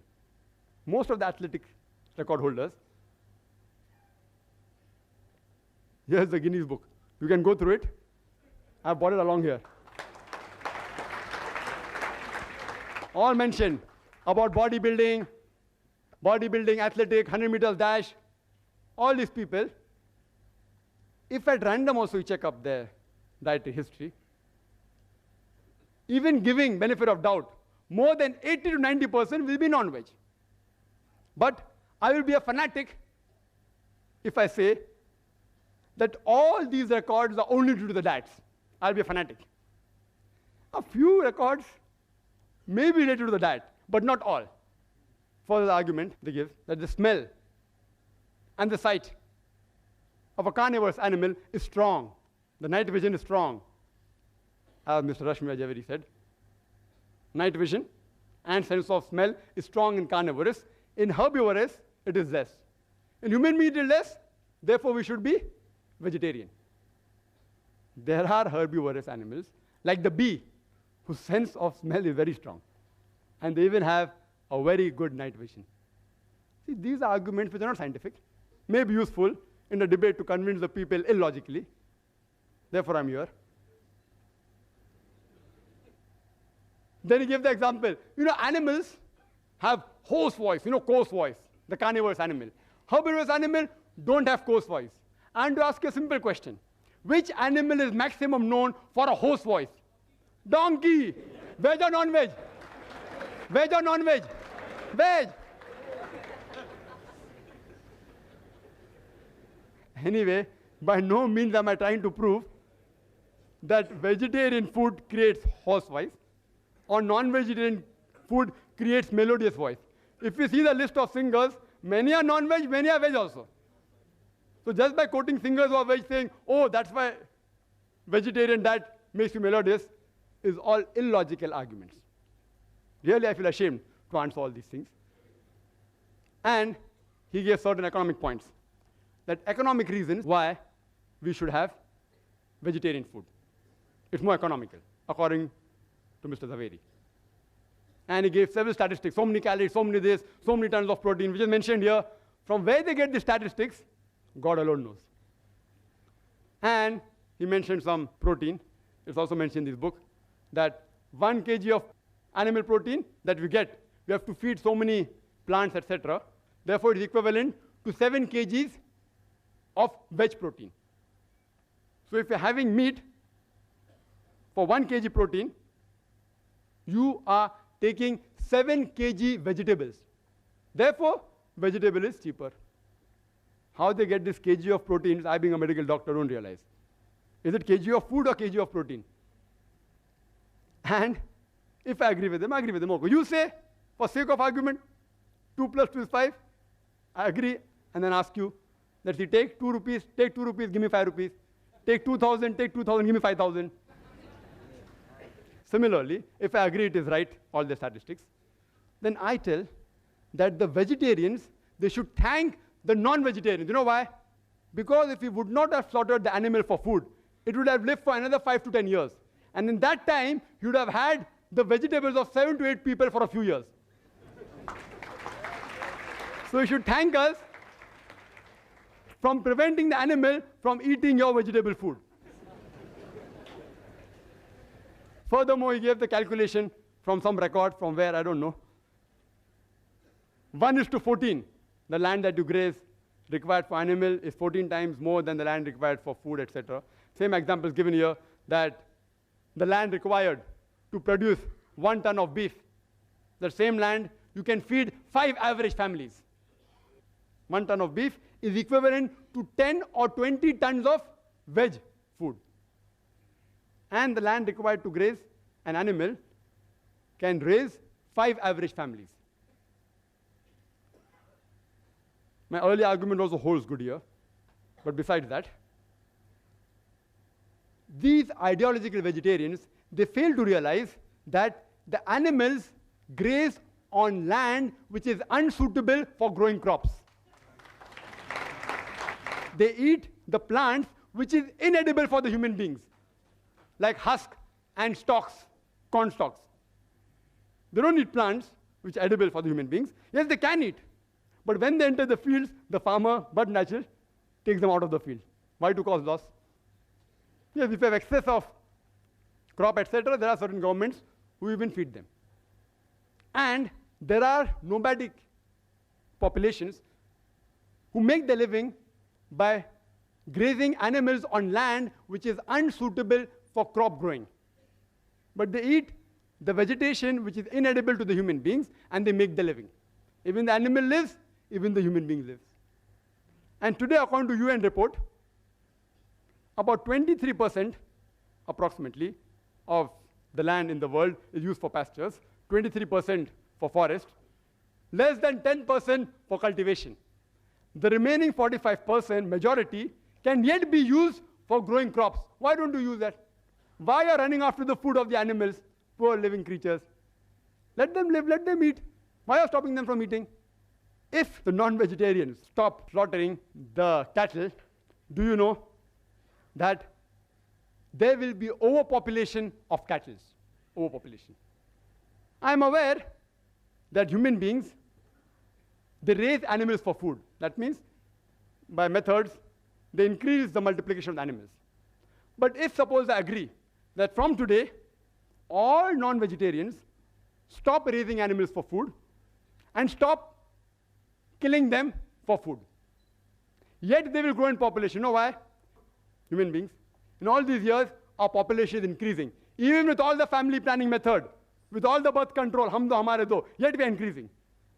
There is no birth control method among the cattle, and the gestation is less than the human beings. 5 months to 6 months to 8 months, less than the human beings, and they multiply faster.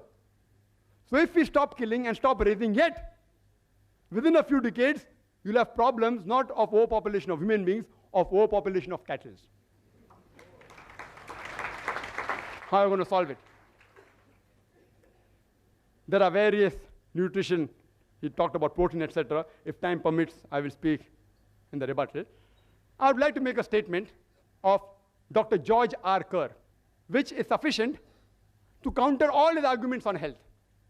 Dr. George R. Kerr, he is the professor of nutrition in the University of Texas. Why I'm giving the designation, you can come to know that these people actually specialize in catching health fraud. People who deal in fraud in health. He says that virtually all authors of the diet and disease books, they propose hypotheses which are untested, ill-tested, unfound, unlikely, or disproved. I would like to repeat. Dr. George R. Kerr says, virtually all authors of books on diet and disease, they propose hypothesis which is ill-tested, unfound, non-tested, unlikely, or disproved. Time is running short. I would like to make the statement that's given by the American Council on Science and Health. Just a statement. See, they are experts. These quotation of research aren't scientific facts. All this quotation that this causes this, that, some are scientific facts, but they can be prevented. But the other thing about mentioning about this land and that land, these are only statistics done by individual researchers. Even when you do PhD, you can do a research and that will come into account, but won't carry weight. American Council on Science and Health says that a person need not abstain from meat and be a vegetarian to have a healthy diet. And the topic is not veg or non-veg, which is healthier. It is non-veg food permitted or prohibited for the human beings? And I will list out the points in summary to make it easier for Mr. Zaveri to answer in the rebuttal. Point number 1, there is not a single major religion which bans or prohibits all non-veg food in general. Point number 2, geographical places like Arctic, where Eskimos live, how could you have provided food all these years back? And today also, if you provide, it's going to be more expensive. Point number 3, if all life is sacred, why do you kill the plants? Even they have life. Point number 4, even plants feel pain. Point number 5, even if I agree they have 2 senses less, killing a creature of 2 senses less is a lesser crime, is illogical. Point number 6, it's preferable to kill one animal and take one animal life than to take 100 lives of plants for feeding 100 people. Point number 7, each and every argument can be disproved. The liver and the kidney, HCl, same with saliva, same with the pH of the blood, same with the lipoprotein. Point number 8, the human beings have an omnivorous set of teeth for eating veg as well as non-veg. Point number 9, they have a digestive system which can digest both veg and non-veg and have proved it scientifically approved by the enzymes. Point number 10, primitive man was non-veg. So you can't say it's prohibited for human beings. Human beings is even for that person. Point number 11, the food you eat has an effect on a behavior, but saying that non-veg food makes you violent has got no scientific base at all. Point number 12, giving argument that veg food makes you strong, makes you peaceful, makes you intelligent, makes you athletes, are all myths. Point number 13, night vision and sense of smell is strong in carnivorous. In herbivorous, it is less. The carnivorous animal have hoarse voice, coarse voice. Herbivorous animal don't have coarse voice, are all illogical arguments. Point number 14, that veg food is cheaper, I've disproved it. It's not economical. In certain countries, yes. Like India, it can be. But if you go abroad, in the Western countries, veg food is more expensive. And fresh veg food is phenomenal. Fresh vegetables. Furthermore, point number 15, that the land required to graze the animal will cause scarcity of the land for growing crops is also wrong. Point number 16, if the non-vegetarians stop slaughtering the cattle, do you know that there will be overpopulation of cattle? Point number 17, according to Dr. Kerr, these books written by dietitian, they can't be relied upon. All the statistics given are mainly from there. There is not a single statement, point number 18, in any authentic medical book which says non-veg food in general should be banned. Point number 19, there is not a single government on the face of the earth which has banned all non-veg food as a general rule. And point number 20, that even the American Council on Science and Health has said that for a healthy diet, being a pure vegetarian is not required. These are sufficient proof, logical and scientific, that non-veg food has to be permitted. If Mr. Zaveri doesn't agree, I request him to answer scientifically, not by comparison on just researches. But yet if Mr. Rashmi Bhai Zaveri doesn't reply to more than 20 points which I've put forth, yet I will not ask him to become a non-veg, because I'm not a fanatic non-vegetarian. I'm not. Yet if you want to continue eating vegetarian food, I have got no objection. It's a personal choice. It's a personal choice. Some people like, due to certain taste, etc. It's a personal choice.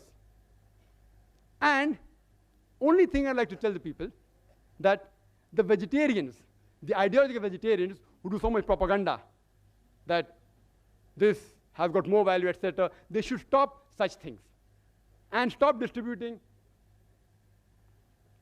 these type of books which mislead the people. I would like to end my talk by giving the quotation of the glorious Quran from Surah Nahl, chapter 16, verse 125, which says, "Udu ila sabili rabbika bil hikmah wal mau'izatil hasana wajadil billati ahsan." That is, invite all to the way of thy Lord with wisdom and beautiful preaching, and argue with them and reason with them in the ways that are best and most gracious. Wa akhiru da'wana alhamdulillahi rabbil alamin.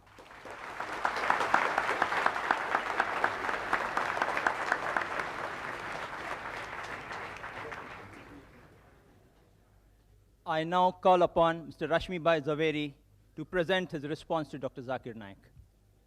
Ladies and gentlemen, Mr. Rashmi Bhai Zaveri.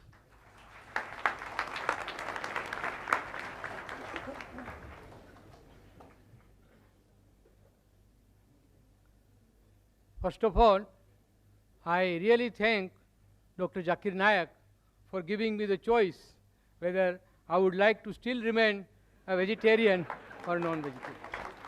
Thank you very much. I would request Mr. Coordinator that would you like to have the rebuttal or my comments now, or shall we have? No. Because after all, you know, this is No. Now it's better, we'll let's do have the some same question and answer if you think. question answer we have in the third session. We have 3-part session.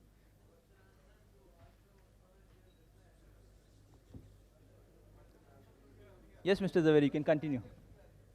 Now, we are totally at the command of the coordinator, so I will No, as obey. decided, the No, same it's format we okay. keep. I will obey.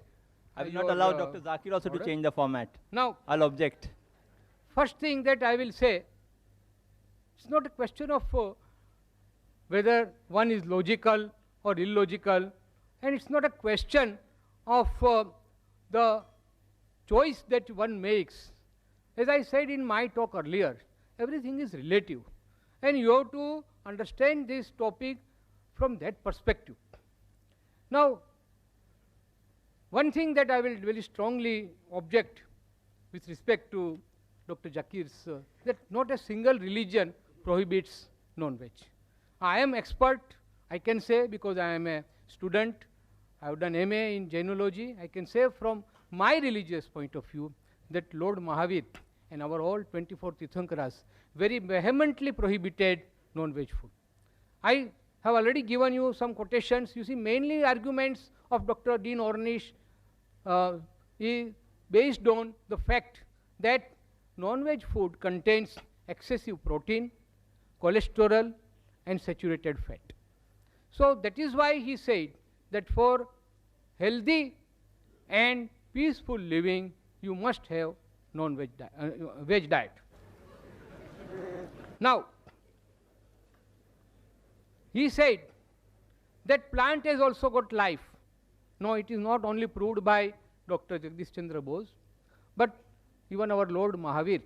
He stated 2500 years ago that not only plant, air, water, fire, minerals of the earth, they all have life. He has not said that you are allowed to kill this life and maintain yourself. But he was a practical Tirthankara. So he said that those who cannot renounce this world and become Jain Muni, you know, Jain Munis, they don't even kill plant vegetation or even other living beings for their food. They bake the food which is cooked in our house. Will not go into that controversy that even you kill it and then give them. That's a separate story. But the teachings of Mahavir are very clear that you shall not harm any living being, whether animate or inanimate. Now, because of certain constraint for those people who cannot renounce the world, he has said that at least you can avoid essential killing. He has said that even if you, when you have food made out of plant, it is violence, it is hinsa, but it is necessary. So what I prohibit is unnecessary killing. Friends, this is a very sharp distinction, but very important distinction we should make, that if the alternative is available, we should not go for that alternative which compels us to kill and eat our own fellow creatures. Another thing, so he said plants. In my talk I stated about plant food, and he said that even a lizard can grow tail. That's the only exception. The plants, you pluck fruits, they will give you more fruits. You cut their branches, more branches will grow. See, there is no end to such argument. So let us restrict our argument to this about medical science, and he rightly stated that medically also he has given certain things. I have also stated. Now it is for the enlightened audience to decide whether the scientific facts that I have given are correct or he has given. It's okay. It's a question of argument. Now he has conveniently forgotten. Please excuse me, I am telling because I am trying to rebut your things. The psychological aspect. When we consume animal food, we also inherit certain animal instincts. What have you to say? Please, in your rebuttal, you can say that. Now, doctors also, most of the doctors prescribe raw vegetable. Now, coming to cooking, most of the doctors prescribe raw vegetables for healthy diet. Only that food or cereals which will not be proper for a human being to consume raw, that only can be cooked. But as far as possible, and in our Indian Vegetarian Congress, we always, whenever we have a meeting, we have most of the food raw, uncooked, and that is more healthy according to us. About the books, these books were not given by me to Dr. Nayak, and it was given by my friend Mr. Salecha, who approached me. That's okay, it's nothing very important. Now, I will tell you one thing, that you cannot alter the truth by just loud applause. Okay. If you are impressed by my argument, you may applaud me. Or if you are impressed by the other argument, you can applaud that. But I firmly believe that just because some arguments are appealing to you and you applaud them loudly will not alter the truth. And I have referred to about one book, Dr. Deepak Chopra. He has also written many books. He is also a physician, practicing physician, like Dr. Dean Ornish. He has also conducted researches, and he has come out with a theory that your food will have a terrific effect on your impulses and urges, your physical development, psychological development, and emotional development. You know, most of the psychological and emotional distortions are because of the flesh food that one eats, and that is why it is prohibited. It is totally illogical to say that by eating animals you are helping vegetarians. We should not worry about the animal population because nature is quite capable of taking care. Why? Because we are rearing more animals for killing. That is why if we are not doing it, look at the jungle. Everywhere the natural cycle is there. Balancing will take care of itself. Nobody has to worry about it. Now, as per the history that Mr. Trivedi also referred, and also Dr. Zakir, now I will tell from Jain historical point of view that in our Jain scriptures it is mentioned very clearly that those persons who were living in prehistoric stage, they lived under a tree and they were sufficiently provided by trees. They did not have to go for any killing. Friends, I am of course given more time, but I really personally feel that let's not have a sort of dialogue or arguments between. I would like very much the audience to participate and have more time for question and answer. Thank you.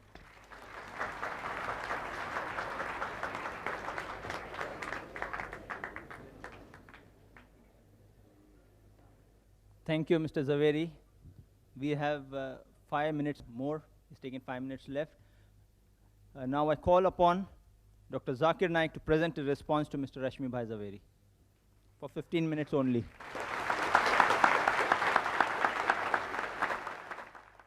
Alhamdulillah. Wassalatu wassalam. Ala Rasulillah wa ala ali wa sahbihi ajmain. Amma ba'd. A'udhu billahi minash shaitanir rajim. Bismillahir rahmanir rahim. Wa qul ja'al haqq wa zaqal batil. Inna la batila kana zahuka. Bismillahir rahmanir rahim. Rabbi shrah li sadri wa yassir li amri wa hlul 'uqdatam min lisani yafqahu qawli. The respected people on the dais and my respected elders and my brothers and sisters, I welcome once again all of you with Islamic greetings. Assalamu alaikum wa rahmatullahi wa barakatuh. May peace, mercy and blessings of Allah subhanahu wa ta'ala be on all of you. I have not conveniently forgotten anything. If you realize I spoke maybe half minute more than the time allotted, so how can you say I conveniently forgot? If you give me even 5 hours more, if you're willing to stay, because you were the person who kept time restrictions, you know, less time 30, I had to bargain for 50 minutes. I would love to speak for 2 hours. Even full day, I can do it, because I'm a marathon speaker, alhamdulillah. I'm a non-vegetarian.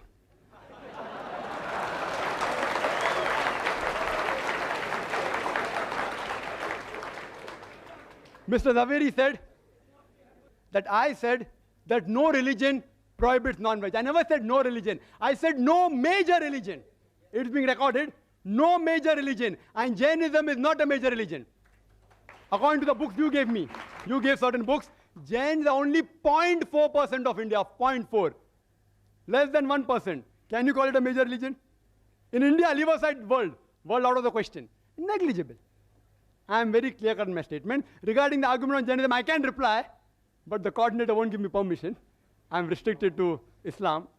You know, I can reply even on Jainism. I am a student of comparative. Excuse me, sir, you can't interfere when the speaker is speaking. Whether saying I did not say, you can very well see the video cassette. There is not a single major religion which bans or prohibits all non-veg food in general. You can see the video cassette. Ask your question in question time, please. Don't get irritated. The diet will help you. Don't get irritated. Brother Rashmi Bhai Zaveri said, I did not answer whether you get animal instinct. I said in my lecture, I think you didn't hear, I said we eat peaceful animals like goat, sheep, because we want to be peaceful. And therefore when I came starting, I always said, peace be on all of you.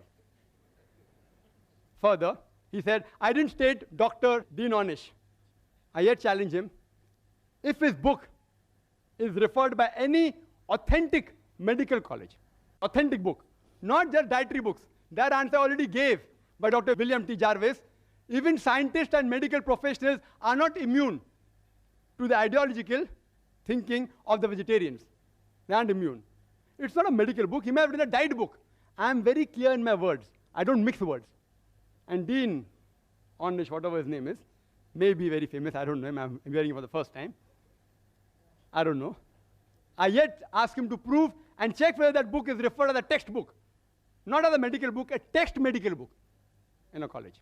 That shows authenticity. He said we should not worry about the cattle. Nature will take care. It is you all who are so much worrying. We aren't worrying. Nature made them in such a way that the moment you kill them, they will again come.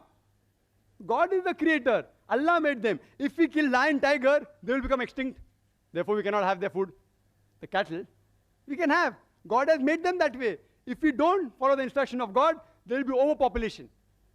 And regarding cutting of plants, what he said, you know, people say that if we have plants, the mother is yet alive. So in that way, the offspring of the cow, of the goat, the calves, that means can we cut them? Yes. The mother is yet alive. The cow is yet alive. And when the offspring becomes a mother, you can also kill the mother. So even if I agree with this logic, the plant survives. In the animals, more lives are surviving than the plants, if I agree with his logic.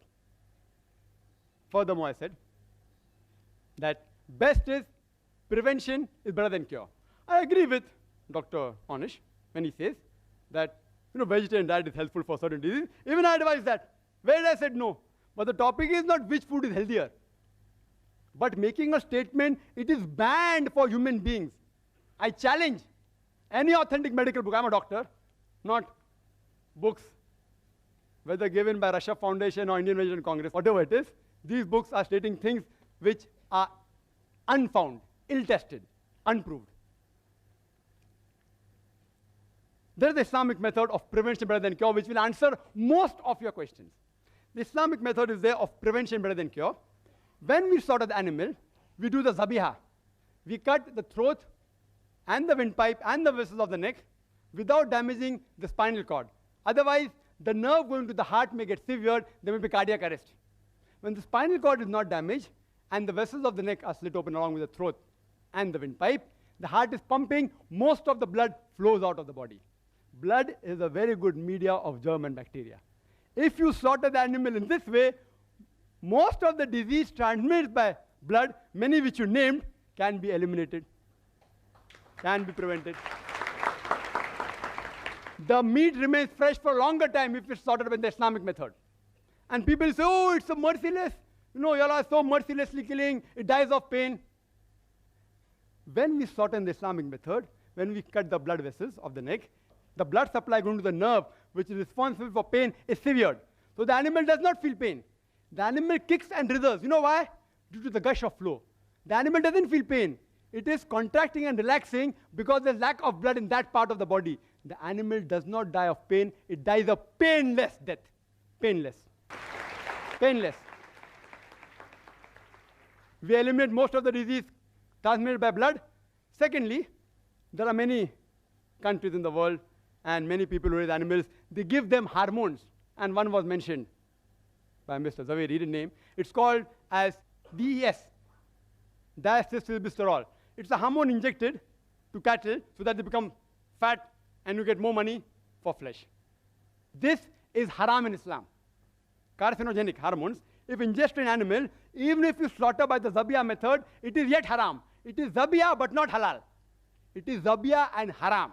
If the cattle are injected with hormones, you are not allowed to have those hormones. Neither are we allowed to have cows which are fed with non-veg.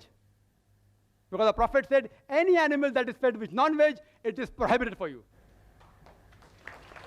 After that, if you take care of hygienic conditions and cook the meat very well, most of the diseases which Mr. Zaveri spoke, or not all, most of them will be eliminated. And in the non-veg flesh food, the most dangerous, which is commonly eaten, is pork.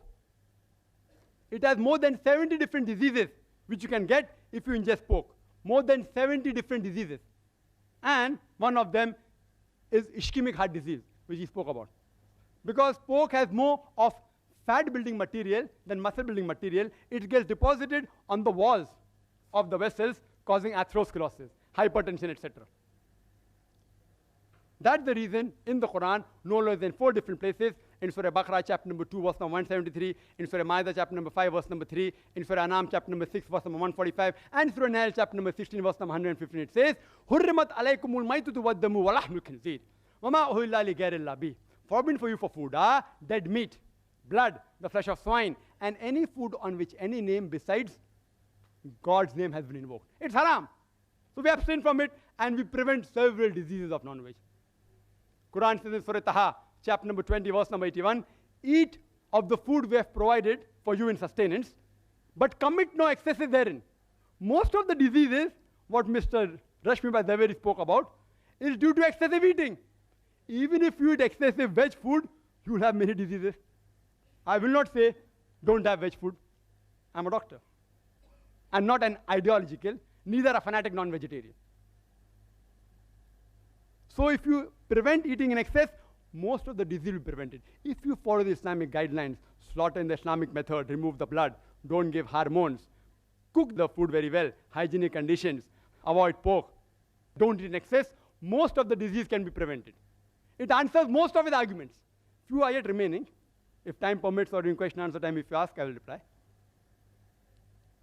Do you know that talking about healthy food, talking about all research and experiments, I'll talk something which is a fact. According to Dr. William, again very famous person, Dr. William, he says that vegetarian food extends the life of a human being for more than 6 years. If you have veg food, as compared to non-veg food, you live 6 years longer. Again, hypothesis. If you analyze, data was collected about all the people who lived above 100 years from 1932 to 1952.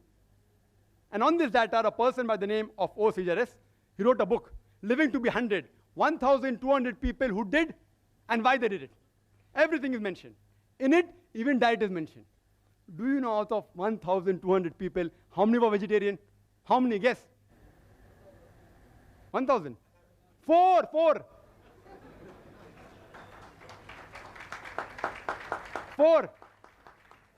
This survey wasn't done to prove veg food or non-veg food. It was done for other reasons, but even the diet was mentioned. It's a fact. It's not a research. It's a fact. Out of 1,200 people who lived in the span of 20 years, over 100 years, only 4 were vegetarian. You know alcohol? Alcohol alone, it is a veg diet or not? Alcohol is veg or non-veg? Veg. From juices of fruits. And the disease that are caused by alcohol alone is more than all the non-veg diseases put together. One vegetable diet. So just for alcohol, I cannot say that all vegetable foods should be banned. Today, scientists, and he'll agree, it's mentioned in these books also, the cause of maximum death in the world today is alcohol, number 1. So I don't ban all veg food. What do I say? As Quran says, Surah Ma'idah, chapter number 5, verse number 90. Ya ayyuhalladhina amanu, innamal khamru wal maisuru, wal anzabu wal azlamu, rijsun min amali shaitan, fashtanibu la'allakum tuflihun. That, oh, you believe, verily intoxicants and gambling and idol worship and dedication of stones and divination of arrows, these are Satan's handiwork. Abstain from it that you may prosper. Alcohol is a Satan's handiwork. Abstain from it. I only prohibit alcohol, not all veg food. And smoking. Second greatest cause of death in the world. Veg or non-veg? Veg. Can you prevent the alcoholic disease? Only way you can prevent is deferment it. It ceases to be alcohol. Can you prevent smoking disease? Don't have tobacco. Only option is prohibition. If there is no prevention, then comes the question of prohibition. So alcohol is prohibited. There are more than 400 fatwas by Islamic scholars. Smoking is prohibited because there's no prevention. You know kesari dal? Kesari dal, Indian government has banned it. It causes spastic paraplegia, staple food of Northwest Indians. Banned. Why? It causes death also. Spastic paraplegia. Alcohol. Many countries have banned, including Saudi Arabia, including states in India have banned it. Smoking in Singapore is banned in public places, in government places, in public transport. Kesari dal, banned by India. If there's no prevention, then you can ban it. I do not know of a single government that has banned all non-veg food in general. Not a single. Yes, few non-veg food, like pork, Saudi Arabia has banned. There's no prevention, ban it. If there's no prevention, then you prohibit it. And the debate was not which is better, which is healthier, veg or non-veg. The debate was, is non-veg food permitted or prohibited? I gave a list of more than 20 points. So I can very well say that Mr. Rashmi Zaveri conveniently stopped his talk 5 minutes before, not to answer these things. If you give me 1 hour more, I will continue speaking. Wild berries, they are poisonous. Strychnine, vegetable food, they are poisonous. Datura, poisonous. What's the solution? Don't have it. You know, water. Water has so many diseases transmitted. Cholera, paratyphoid, typhoid. It causes amoebiasis, giardiasis, roundworm, pinworm, viral hepatitis. I can go on talking. Only by water. What do? Do you ban water? You prevent it. You purify the water. The disease will be prevented. You know, milk. Milk has so many diseases. Shigella, cholera, paratyphoid, typhoid, tuberculosis, salmonellosis, brucellosis. I can go on listing. What do? Do you ban milk? What do? You pasteurize it. You don't ban it. You don't prohibit it. It's unmedical. Whether milk is non-veg or veg is a debatable topic. I won't argue on that. So if you cannot prevent the disease, then do you prohibit it? I have given various reasons, which Mr. Rasmi Zaveri hasn't replied. There's not a single government who has banned non-veg food in general. There's not a single major religion which has banned non-veg food in general. Therefore, I say that non-veg food is permitted, not prohibited. If I've heard the feelings of any vegetarians while giving the replies to the speaker, I sincerely apologize from the bottom of my heart. I would like to end the talk by giving the quotation of the glorious Quran from Surah Isra, chapter number 17, verse number 81, which says, وَقُلْ جَاءَ الْحَقُّ وَزَاقَ الْبَاطِلِ إِنَّ الْبَاطِلَ كَانَ زَهُوقًا. When truth is heard against falsehood, falsehood perishes. For falsehood is by its nature bound to perish. وَآخِرُ دَعْوَانَا الْحَمْدُ لِلَّهِ رَبِّ الْعَالَمِينَ.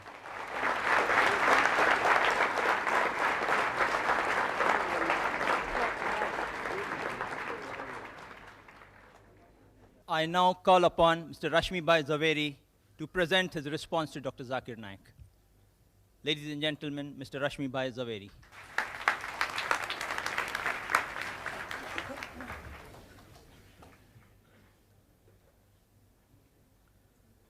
First of all, I really thank Dr. Zakir Naik for giving me the choice whether I would like to still remain a vegetarian or non-vegetarian. Thank you very much. I would request Mr. Coordinator that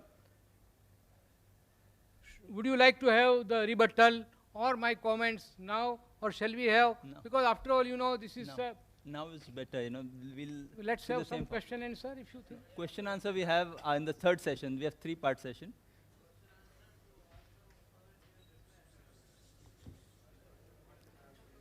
Yes, Mr. Zaveri, you can continue. Now, we are totally at the command of the coordinator, so I will As obey. decided, you know, the No, same it's format okay. we keep. I will obey. I will your, not allow Dr. Zakir also order. to change the format. Now, I'll object. first thing that I will say, it's not a question of whether one is logical or illogical, and it's not a question of the choice that one makes.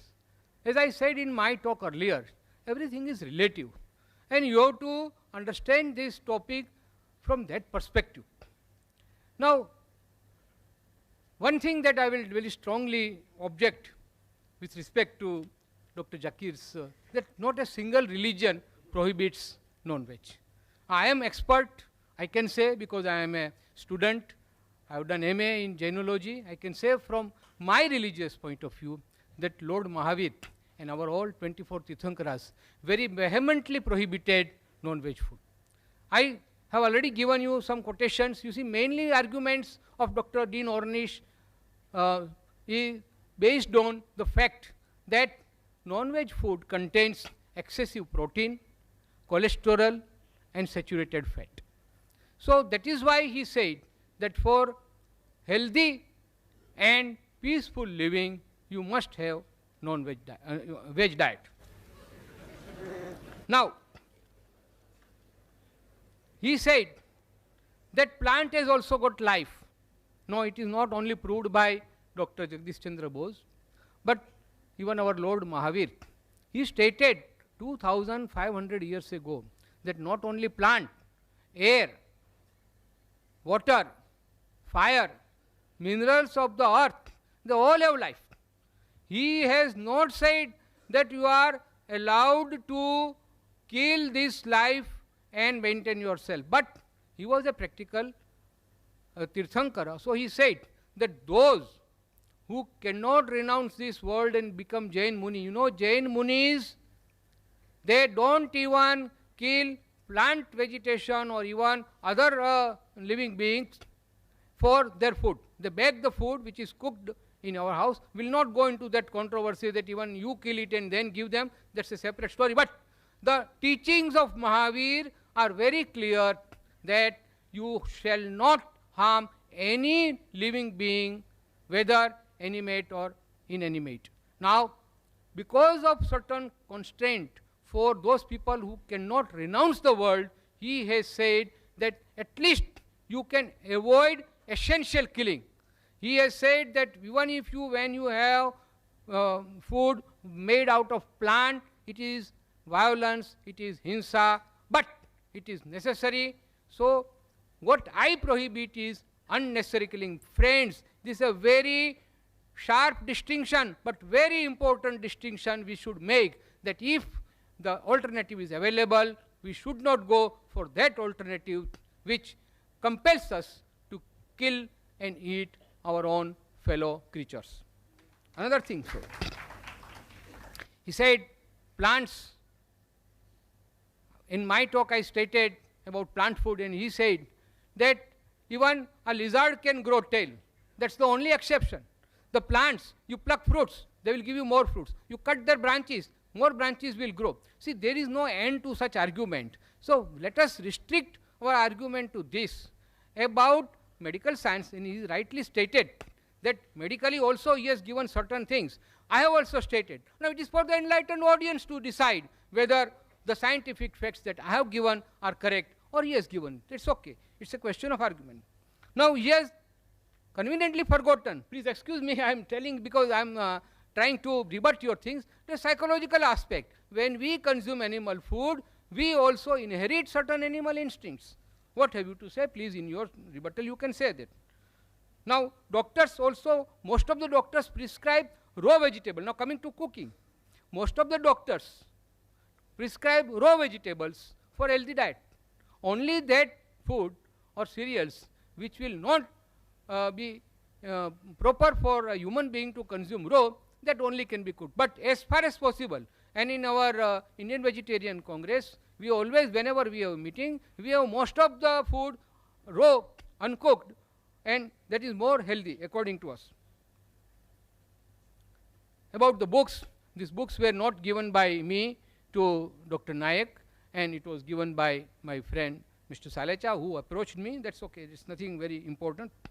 Now, I will tell you one thing, that you cannot alter the truth by just loud applause. Okay, if you are impressed by my argument, you may applaud me. Or if you are impressed by the other argument, you can applaud that. But I firmly believe that just because some arguments are appealing to you and you applaud them loudly will not alter the truth.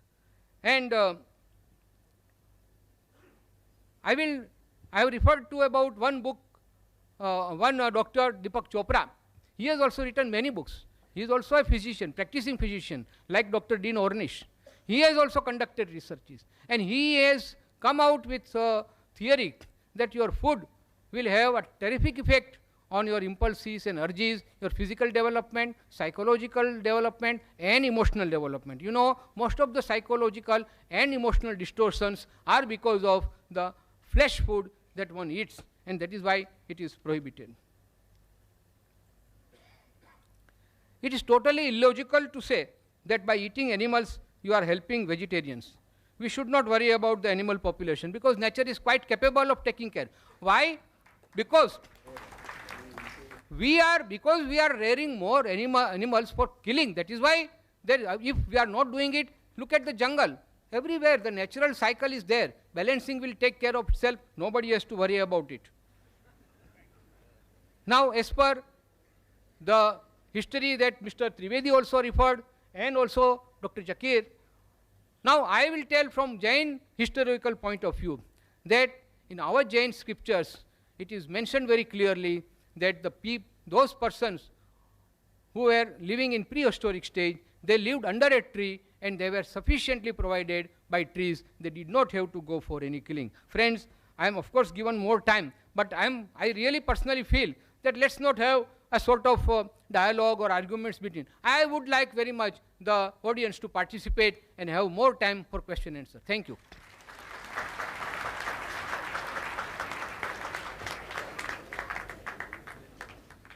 Thank you, Mr. Zaveri. We have 5 minutes more. It's taken 5 minutes left. Now I call upon Dr. Zakir Naik to present a response to Mr. Rashmi Bhai Zaveri for 15 minutes only. Alhamdulillah, wassalatu wassalam ala Rasulillah wa ala ali wa sahbihi ajmain. Amma ba'd. A'udhu billahi minash shaitanir rajim. Bismillahir rahmanir rahim.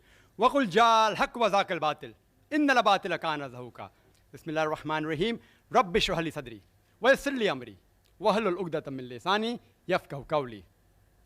The respected people on the dais and my respected elders and my brothers and sisters, I welcome once again all of you with Islamic greetings. Assalamu alaikum wa rahmatullahi wa barakatuh. May peace, mercy and blessings of Allah subhanahu wa ta'ala be on all of you. I have not conveniently forgotten anything. If you realize I spoke maybe half minute more than the time allotted, so how can you say I conveniently forgot? If you give me even 5 hours more, if you're willing to stay, because you were the person who kept time restrictions, you know, less time 30. I had to bargain for 50 minutes. I would love to speak for 2 hours. Even full day, I can do it because I'm a marathon speaker, alhamdulillah. I'm a non-vegetarian.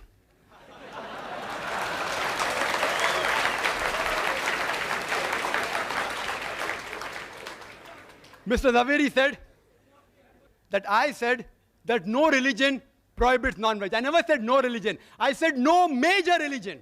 It's being recorded. No major religion. And Jainism is not a major religion. According to the books you gave me, you gave certain books, Jains are only 0.4% of India, 0.4. Less than 1%. Can you call it a major religion? In India, leave aside world. World out of the question. Negligible. I am very clear-cut in my statement. Regarding the argument on Jainism, I can reply, but the coordinator won't give me permission. I am restricted to Islam.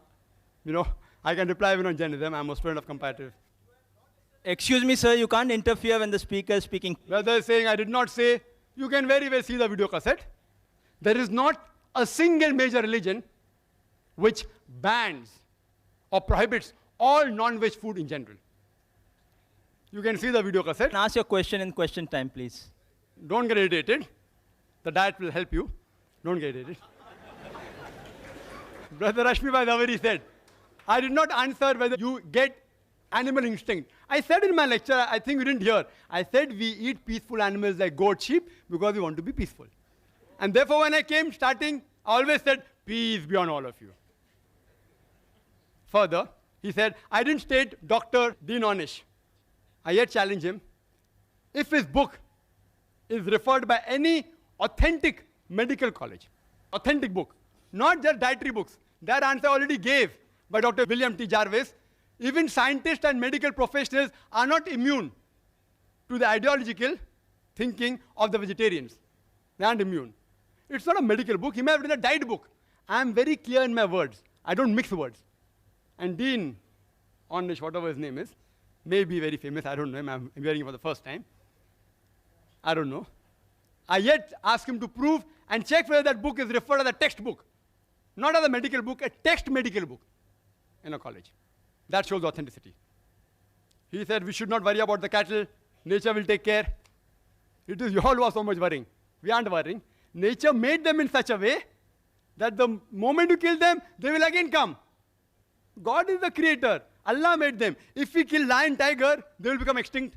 Therefore, we cannot have their food. The cattle, we can have. God has made them that way. If we don't follow the instruction of God, there will be overpopulation. And regarding cutting of plants, what he said, you know, people say that if we have plants, the mother is yet alive. So in that way, the offspring of the cow, of the goat, the calves, that means can we cut them? Yes. The mother is yet alive. The cow is yet alive. And when the offspring becomes a mother, you can also kill the mother. So even if I agree with this logic, the plant survives. In the animals, more lives are surviving than the plants, if I agree with this logic. Furthermore, I said that best is prevention is better than cure. I agree with Dr. Ornish when he says that vegetarian diet is helpful for certain diseases. Even I advise that. Where I said no. But the topic is not which food is healthier, but making a statement, it is banned for human beings. I challenge any authentic medical book. I'm a doctor, not books, whether given by Russia Foundation or Indian Vegetarian Congress, whatever it is. These books are stating things which are unfound, ill-tested, unproved. There is the Islamic method of prevention better than cure, which will answer most of your questions. The Islamic method is there of prevention better than cure. When we slaughter the animal, we do the zabiha. We cut the throat and the windpipe and the vessels of the neck without damaging the spinal cord. Otherwise, the nerve going to the heart may get severed, there may be cardiac arrest. When the spinal cord is not damaged and the vessels of the neck are slit open along with the throat and the windpipe, the heart is pumping, most of the blood flows out of the body. Blood is a very good media of germ and bacteria. If you slaughter the animal in this way, most of the disease transmitted by blood, many which you named, can be eliminated, can be prevented. The meat remains fresh for a longer time if it's slaughtered by the Islamic method. And people say, oh, it's so merciless. You know, y'all are so mercilessly killing, it dies of pain. When we slaughter in the Islamic method, when we cut the blood vessels of the neck, the blood supply going to the nerve, which is responsible for pain, is severed. So the animal does not feel pain. The animal kicks and writhers. You know why? Due to the gush of flow. The animal doesn't feel pain. It is contracting and relaxing because there's lack of blood in that part of the body. The animal does not die of pain. It dies a painless death. Painless. Painless. We eliminate most of the disease transmitted by blood. Secondly, there are many countries in the world and many people who raise animals, they give them hormones. And one was mentioned by Mr. Zaveri, read the name. It's called as DES, diacetylglycerol. It's a hormone injected to cattle so that they become fat and you get more money for flesh. This is haram in Islam. Carcinogenic hormones, if ingested in animal, even if you slaughter by the zabiyah method, it is yet haram. It is zabiyah but not halal. It is zabiyah and haram. If the cattle are injected with hormones, you are not allowed to have those hormones. Neither are we allowed to have cows which are fed with non-veg. Because the Prophet said, any animal that is fed with non-veg, it is prohibited for you. After that, if you take care of hygienic conditions and cook the meat very well, most of the diseases which Mr. Zaveri spoke, or not all, most of them will be eliminated. And in the non-veg flesh food, the most dangerous, which is commonly eaten, is pork. It has more than 70 different diseases which you can get if you ingest pork. More than 70 different diseases. And one of them is ischemic heart disease, which he spoke about. Because pork has more of fat-building material than muscle-building material, it gets deposited on the walls of the vessels, causing atherosclerosis, hypertension, etc. That's the reason in the Quran, no less than 4 different places, in Surah Baqarah chapter number 2, verse number 173, in Surah Ma'idah chapter number 5, verse number 3, in Surah Anam chapter number 6, verse number 145, and Surah Nahl chapter number 16, verse number 115, it says, Hurrimat alaykumul maitutu waddamu wa lahmul khinzir, wa ma uhilla li ghayrillah bih. Forbidden for you for food are dead meat, blood, the flesh of swine, and any food on which any name besides God's name has been invoked. It's haram. So we abstain from it and we prevent several diseases of non-veg. Quran says in Surah Taha, chapter number 20, verse number 81, eat of the food we have provided for you in sustenance, but commit no excesses therein. Most of the diseases, what Mr. Rashmi Bhai Zaveri spoke about, is due to excessive eating. Even if you eat excessive veg food, you will have many diseases. I will not say, don't have veg food. I'm a doctor. I'm not an ideological, neither a fanatic non-vegetarian. So if you prevent eating in excess, most of the disease will be prevented. If you follow the Islamic guidelines, slaughter in the Islamic method, remove the blood, don't give hormones, cook the food very well, hygienic conditions, avoid pork, don't eat in excess, most of the disease can be prevented. It answers most of his arguments. Few are yet remaining. If time permits or during question answer time, if you ask, I will reply. Do you know that talking about healthy food, talking about all research and experiments, I'll talk something which is a fact. According to Dr. William, again very famous person, Dr. William, he says that vegetarian food extends the life of a human being for more than 6 years. If you have veg food, as compared to non-veg food, you live 6 years longer. Again, hypothesis. If you analyze, data was collected about all the people who lived above 100 years from 1932 to 1952. And on this data, a person by the name of O. Sejaris, he wrote a book, Living to be 100, 1,200 people who did and why they did it. Everything is mentioned. In it, even diet is mentioned. Do you know out of 1,200 people, how many were vegetarian? How many? Guess. 1,000. Four.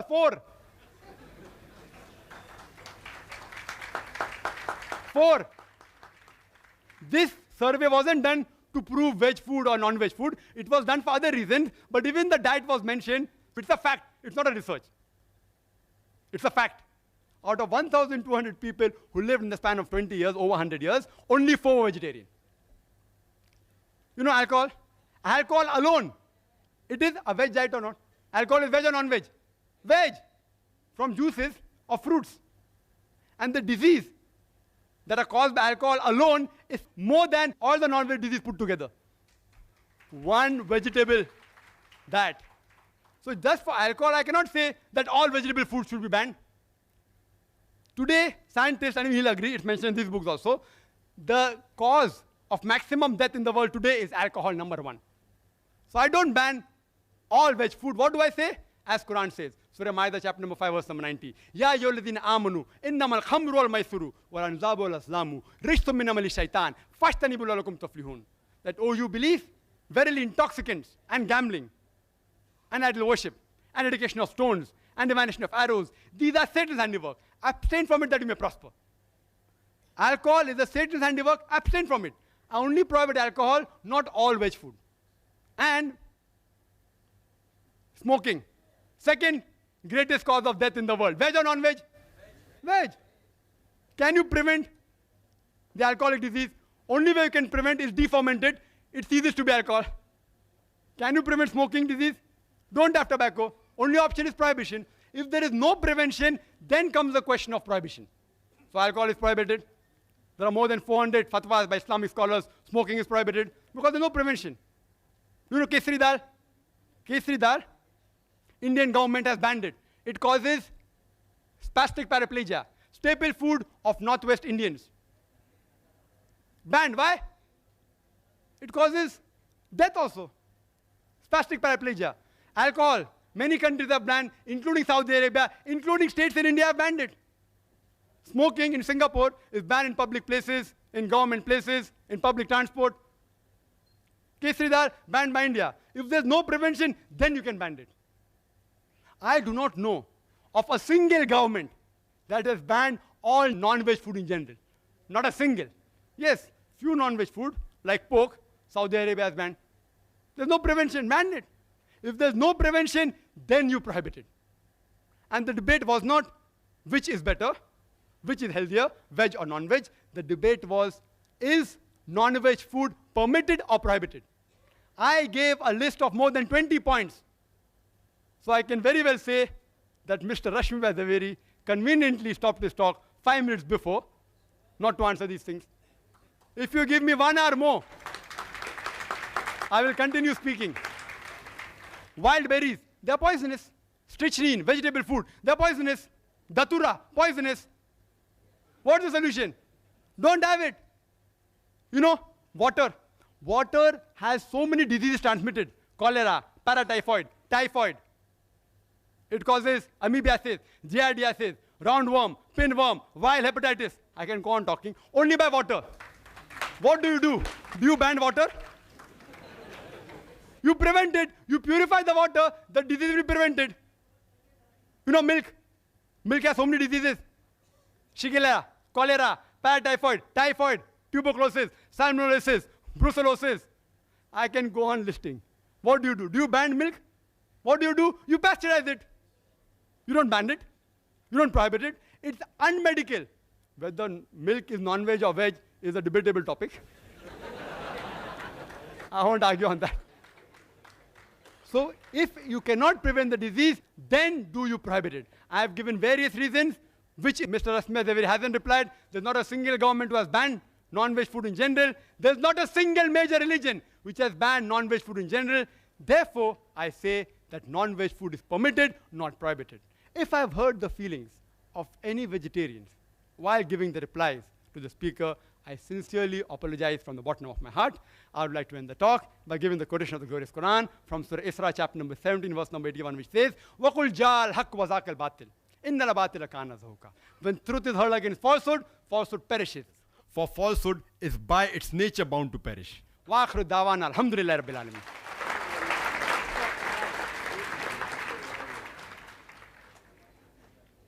Now we begin the open question and answer session. To extract maximum benefit in the limited time that we have available in the question and answer session, we expect the following rules to be observed.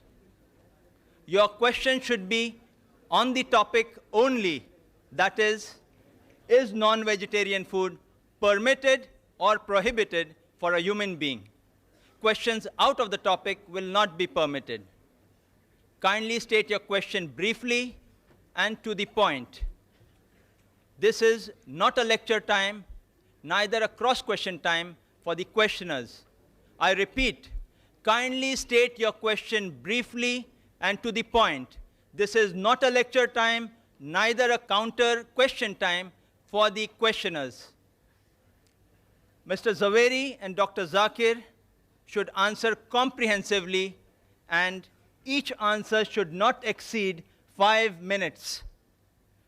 4 mics have been provided in the auditorium, 2 next to the stage for the gents, and 2 in the rear central aisle for the ladies. If you wish to put a question to Mr. Zaveri, kindly queue up behind the mic with the name clip, question for Mr. Zaveri, similarly so in the ladies. And if you wish to put a question to Dr. Zakir, kindly queue up behind the mic with the name clip, question for Dr. Zakir. Only one question at a time may be asked. For your second question, you would have to go right at the back of the queue again and await your second chance. Written questions on slip papers, which are available from the volunteers in the aisles, would be given secondary preference if time permits. On your slip, where you're putting a question, kindly tick or write to whom your question is addressed, Mr. Zaveri or Dr. Zakir, or it might be put aside. Kindly state your name and profession before putting forward your question so that the speakers would be in a better position to answer you. We would allow one question on each of the mics in a clockwise rotation, alternately addressed to each speaker. May we have the first question from the mic on my left? So we have first gents, ladies too, then gents again. Yes, brother, we can have the first question from you. That's for Mr. Zaveri? Yeah. Yes. Respected Chief Guest and Mr. Javeri, my question is, you have spoken non-vegetarian is prohibited from various angles, and you have spoken about your Lord Mahavir. Mahavir advised that killing animals and living happy at the expenses of others is prohibited. Now please explain to me, did Mahavir say that can you eat vegetarian? Vegetarian in the sense, I mean, Mahavir never go and cut trees and have vegetable foods. He was always sitting under the tree, and the food which he has eaten is mostly fruits which has fallen from the tree. He was not plucking up the fruits and ate. So please explain to me, because you have spoken on the subject of this, non-vegetarian is prohibited for the thing. And please explain to me what is the Jain view, because your idea is what Okay. Mahavir said. What Please, Mahavir said. I've understood your question. please. I will reply. See, I have stated already that what Lord Mahavir stated, that even plant has got life. And he says that even eating vegetable food is, as per the Jain scriptures, is prohibited for Jain Muni. But because of constraint, everybody cannot become a Jain Muni. That is why he said that at least the unnecessary killing of animals should be avoided. He never said that eating of plant food is allowed even for Jain Munis. Yes, sister. Question for Dr. Zakir. Assalamu alaikum, Brother Zakir. I'm Humayma here. I have a question.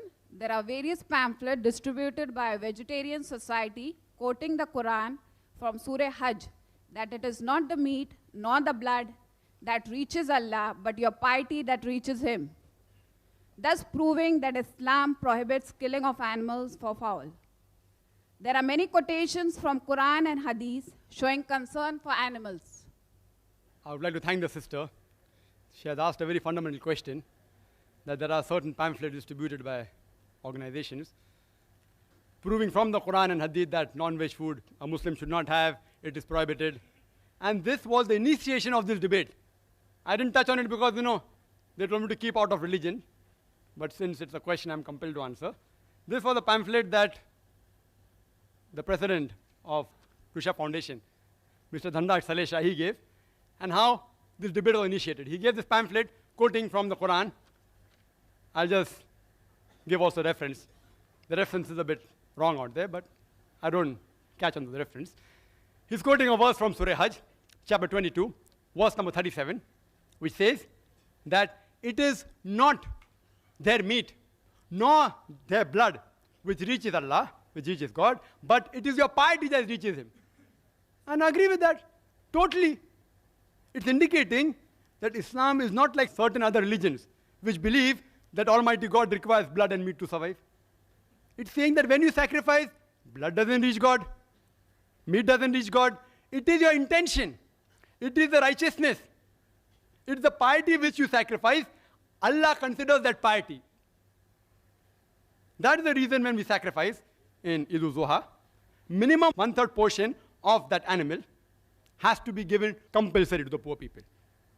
1/3 can be given to friends and relatives. And maximum 1/3 you can keep for personal use. There is no part kept for Almighty God.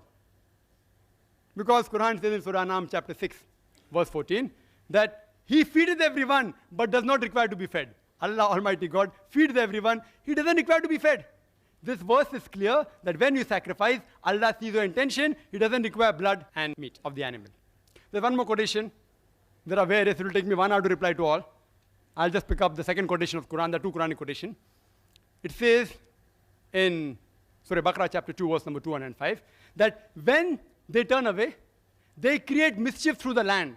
By destroying crops and cattle, Allah loves not those who make mischief.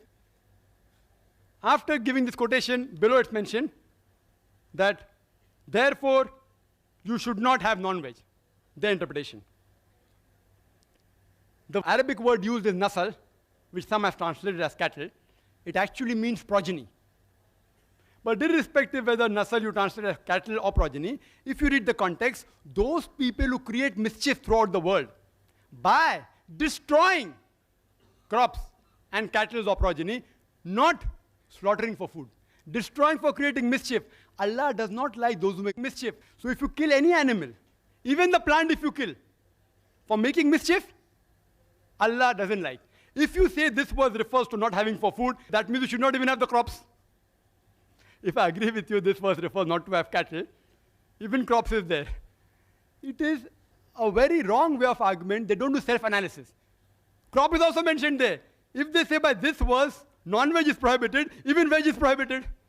It is not.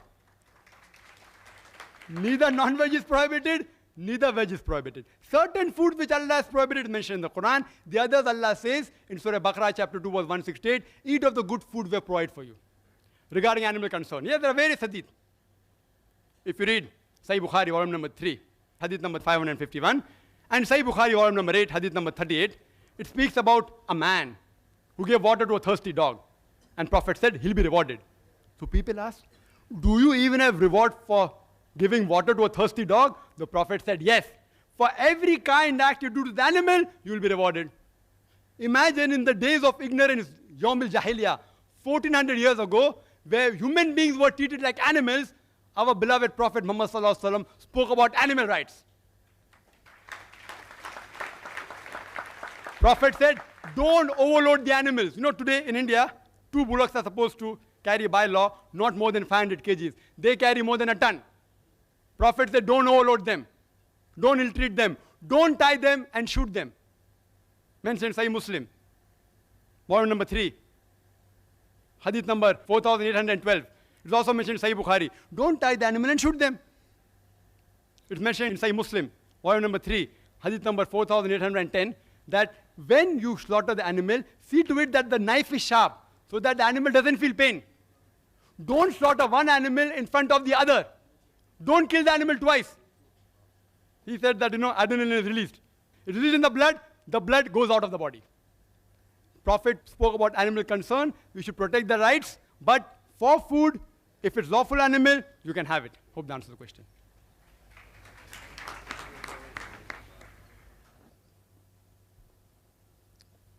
Yes, sister. It's mentioned in the book, 100 Facts About Egg.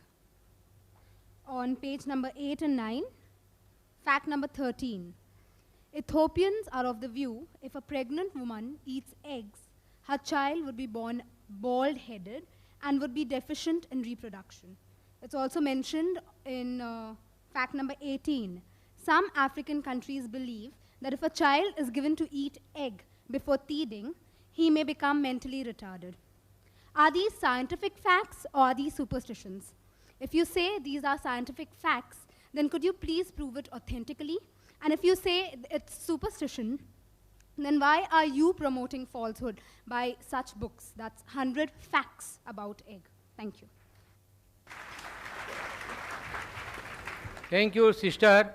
One thing, I have not written that book. Second thing, I have not given that book to you, and I have not referred to anything from that book. So it is not necessary to answer particularly for that book, but I can definitely say, which I have already touched upon in my subject, because egg contains excessive protein and cholesterol and saturated fat, that is why it is not healthy for any human being, and particularly for pregnant women and children. Yes, the next question from the mic on the right. I am Fazal Sarang. By profession, I am an architect. My question is to Mr. Dr. Zakir Naik. Is the non-vegetarian food is the only reason for the heart disease?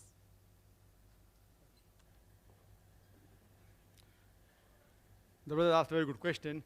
That is non-veg the only reason for the heart disease? And this was spoken by Mr. Zaveri, that flesh, animal flesh, chicken, mutton, beef causes heart disease. It can cause, he's right. And he further said, there is not a single vegetable source which contains cholesterol. If you tell that to any doctor, not the ideological vegetarian, they'll agree. Heart disease is caused when the diet contains more fat and more cholesterol, irrespective whether it is veg or non-veg. Irrespective. Non-veg foods do contain high cholesterol, but even vegetable foods, groundnut oil, cashew nut, coconut, ghee, butter, all this, even a common housewife knows. You know why? There are ads in the media. Have Saffola oil, will not cause heart disease. Indicating the other oils cause heart disease. Simple. You don't have to be a doctor. It's a blatant 100% falsehood. I, being a medical doctor, I challenge Mr. Rashmi Vadavri to answer, does butter contain fat or not? And the doctors do tell the people suffering from heart disease, don't have fat, don't have butter, don't have groundnut oil, don't have cashew nut oil. So where did he get this idea from? From these books.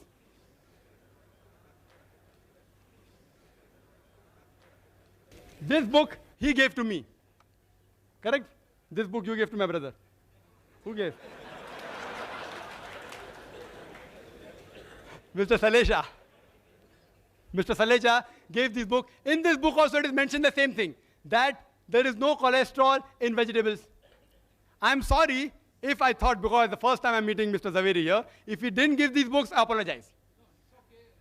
But one thing, that all these books are published by Jain organizations and distributed in Bombay, cheap. Yes, I'm not blaming. I don't want to hurt anyone's feeling. Let us not have a dialogue across this thing. I'm not going to hurt anyone's feeling. I'm sorry, I didn't want to say that, but I was compelled. I don't want. If it's not, you said not written by Jain, it's not written. No, you said, Dr. Zakir, that I should reply. You will have a chance in your question answer time. I'll allow you time. In your time you can respond back.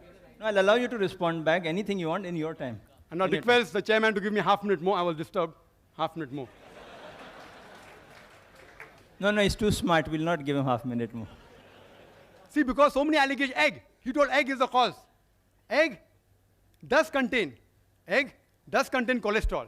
It's rich in cholesterol. But it's not the major cause. Today's research and medical books also say that the cholesterol in the egg is not the major villain. It is the saturated fat in which you fry the egg. Butter, ghee, lard, which is the main villain. If you don't have this frying in ghee, butter, there are less chances of having ischemic heart disease by egg. And today, amongst the population, 2/3 of the population are non-responders to cholesterol. The moment there's high intake of cholesterol, like taking egg, the liver immediately cuts its own production. And the level that reaches the blood is the same. There are 1/3 people who are responders to cholesterol. They have a problem. They should abstain from yolk of the egg. Otherwise, even if you have 1 or 2 eggs a day, you will not have heart diseases. If you have it with bacon, with pork, then the problem. If you fry in ghee, you'll have a problem. If you fry in groundnut oil, you'll have a problem. Causing baldness. I don't want to give examples. Even if you check here, there are many people who are bald. There are great philosophers who are bald. I don't want to take their names. I don't want to hurt your feelings. So this thing is just a research which is based on illogical assumption. A research should be practical. And the associate factor for heart disease is also alcohol as well as smoking. These two are also one of the associate causes for heart diseases. Yes, in America, heart diseases are more in non-veg because they have fats. Quran says don't have an excess, this problem will be solved. Secondly, the vegetarians of America, they are fluent. It's a vogue to be a vegetarian because to buy veg food is expensive. If you turn Mercedes car, you have status. If you have veg food, it is status there. About 3 to 7% are vegetarian in America. Less than 1% are pure vegetarian. Less than 1%. Because they are fluent and they are rich, they take more care of hygiene. And many vegetarian ideologically, also, like even Mr. Rashmi Zaveri may agree, that alcohol is prohibited, smoking is prohibited. Because of associated factors, the case of heart disease in vegetarian is less. But anyone who has food which is rich in cholesterol or fat, irrespective whether it is veg or non-veg, he will have heart disease. To prevent it, follow the guidance in the Quran, in Surah Taha, chapter number 20, verse number 81, that do not commit excesses. That reminds me of a story. In school we had learned that there was a religious priest who ate excessive food, and he had 64 laddus, and when he came back, his wife said, that why don't you have churan chutki, some digestive? So he says, अरे बावली अकल नाई बन के 6 बच्चों की माता, अगर चूरन चुटकी के लिए जगह होती तो मैं 2 लड्डू और ना भोग लेता. Brother, the question is directed to Mr. Rashmi Zaveri. This is a book I've come across which is named Meat Eating 100 Facts. Please, sir. This is not concerning to you. You may put your question saying one book writes like that rather than saying this person's book or that. You say this book states so and so, that would be acceptable. Okay, here is a book from Jain publication. You being a Jain, I'm asking you a question, which is, the name is Meat Eating 100 Facts, written by Dr. Nemi Chand. And it gives a cartoonic representation of meat-eating people, which I feel it's very insulting and, it's degrading, defaming. So I just want to ask you, in this Jains being tolerant, is it fair enough for Jains to publish such books which can hurt people's feeling? Is this, it's mockery, please answer. Yes, the speaker would not like to answer to that. I give him the full right not to answer to the question which a speaker feels is But not I'm just suitable. asking about, We will allow the second question. The speaker. The question of okay, being the next tolerant. question, please, for the. He passes that answer. He would not like to respond. I'm He not doesn't- satisfied. See, the speakers have a right. See, I would request the questioners not to get worried or agitated in any sort. The speakers have a full right not to respond, or if you feel your question is not right or not suitable for them, they have a right not to respond back. Kindly note. So put your question and frame it in such a way that it is not vulgar, neither derogatory. And yes? Yes. So it should not be derogatory to the speaker or to a particular faith. Put it in a factual manner. This is what stated. What is your opinion? Don't give your comment in a derogatory manner. Ask, what do you say about this? Yes, don't give your opinion. Let the speaker give their opinion on the subject. Yes, sister, the next question for Dr. Zakir. Assalamu alaikum, brother. My name is Azra. I would like to ask, in a book promoting vegetarianism by Gopinath Agarwal, on page 15th and 16th, he says that the milk a cow gives in its lifetime can satisfy 90,000 persons at one time. But the same cow is killed for flesh can satisfy 1,000 persons at one time. The same applies for goat also. He says killing the goose that lays a golden egg daily is never a wise proposition. Do you agree with him? The sister asked a question again from the same book. And I would like to make a clarification. Mr. Salecha, he gave these books and said you can have more books, the letter is there if you want. And these books are available various marketplaces. People are bound to buy, etc. That's right. Therefore, I'm requesting the people. That's right. That's right. The brother asked, why am I repeating? Because all the arguments are mentioned here. These arguments, if it's not mentioned here, I wouldn't have repeated it. I'll be able to. Please, I think your tempers must be calm. What Mr.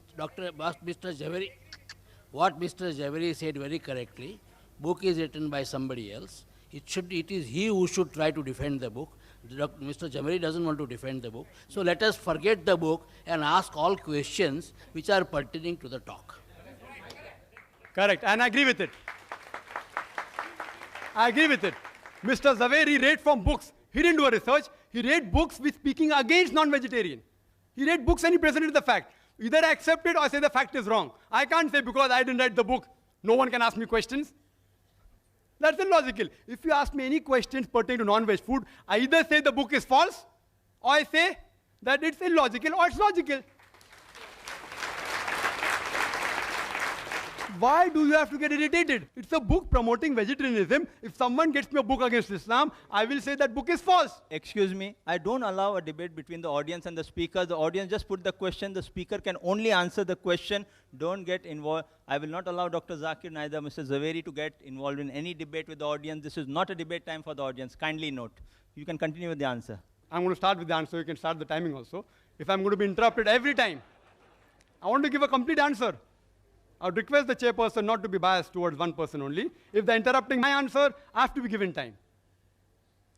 And sister raised an argument, which is there not only in this book, even in other books on internet. You go to the internet, the same argument is given. First thing is, that is milk veg or non-veg is a big question. There are vegetarians who say that milk is non-veg. This book. I'm not blaming the speaker. This book again says milk is non-veg. If we have milk, so many diseases. Other vegetarian foundations say no, we are lacto-vegetarian, we have milk. Whether milk is non-veg or veg, my simple question is, if you don't want to hurt the animals, when you milk the animal, it causes severe pain. You know, artificial milking of animal causes pain. You ask a breastfeeding woman, certain times she has problems and she has to extract milk artificially, it is so painful. So when you extract milk from the animal, it's painful. When you don't agree that animals are meant for food, how can you milk the animals, the cattle and the cow? It is so painful. It is nothing but robbing the animal. If you say the animal is not meant for food, and if you have the milk of that animal, you're robbing the milk which is meant for the offsprings, for the calves. And the example that was given, that a cow, on average, in a day gives 10 kgs of milk. Again, this book. If it's wrong, no problem. It's on the internet also. 10 kgs of milk in a day. In a month, 300 kgs. In a year, about 3,000 kg. Do you calculate milk in kgs? In liters. Why in kgs? I don't know. Ask the author. And then further it says that 3,000 kgs of milk, it will feed 6,000 people. So in full lifetime, it will feed 90,000 people at one time. And the cow, if you kill, only 1,000 people. Which is better, 90,000 or 1,000? Why are you killing the goose that's laying the golden egg daily? It's not a wise proposition, and I agree with that. But the point to be noted is that no milkman will ever give a milking cow to the slaughterhouse. No slaughterhouse will ever purchase a milking cow because a milking cow is multiple times more expensive than a cow which has passed its age of milking. In Bombay, it costs 20 to 25,000 rupees milking cow. An old cow which has crossed the milking age costs only 3 to 5,000 rupees. So, what we do, we non-vegetarians, the cattle, we look after it till the time it gives milk. After it starts giving milk, we slaughter it. We take all the eggs of the goose. When it stops laying, we slaughter the goose for its flesh.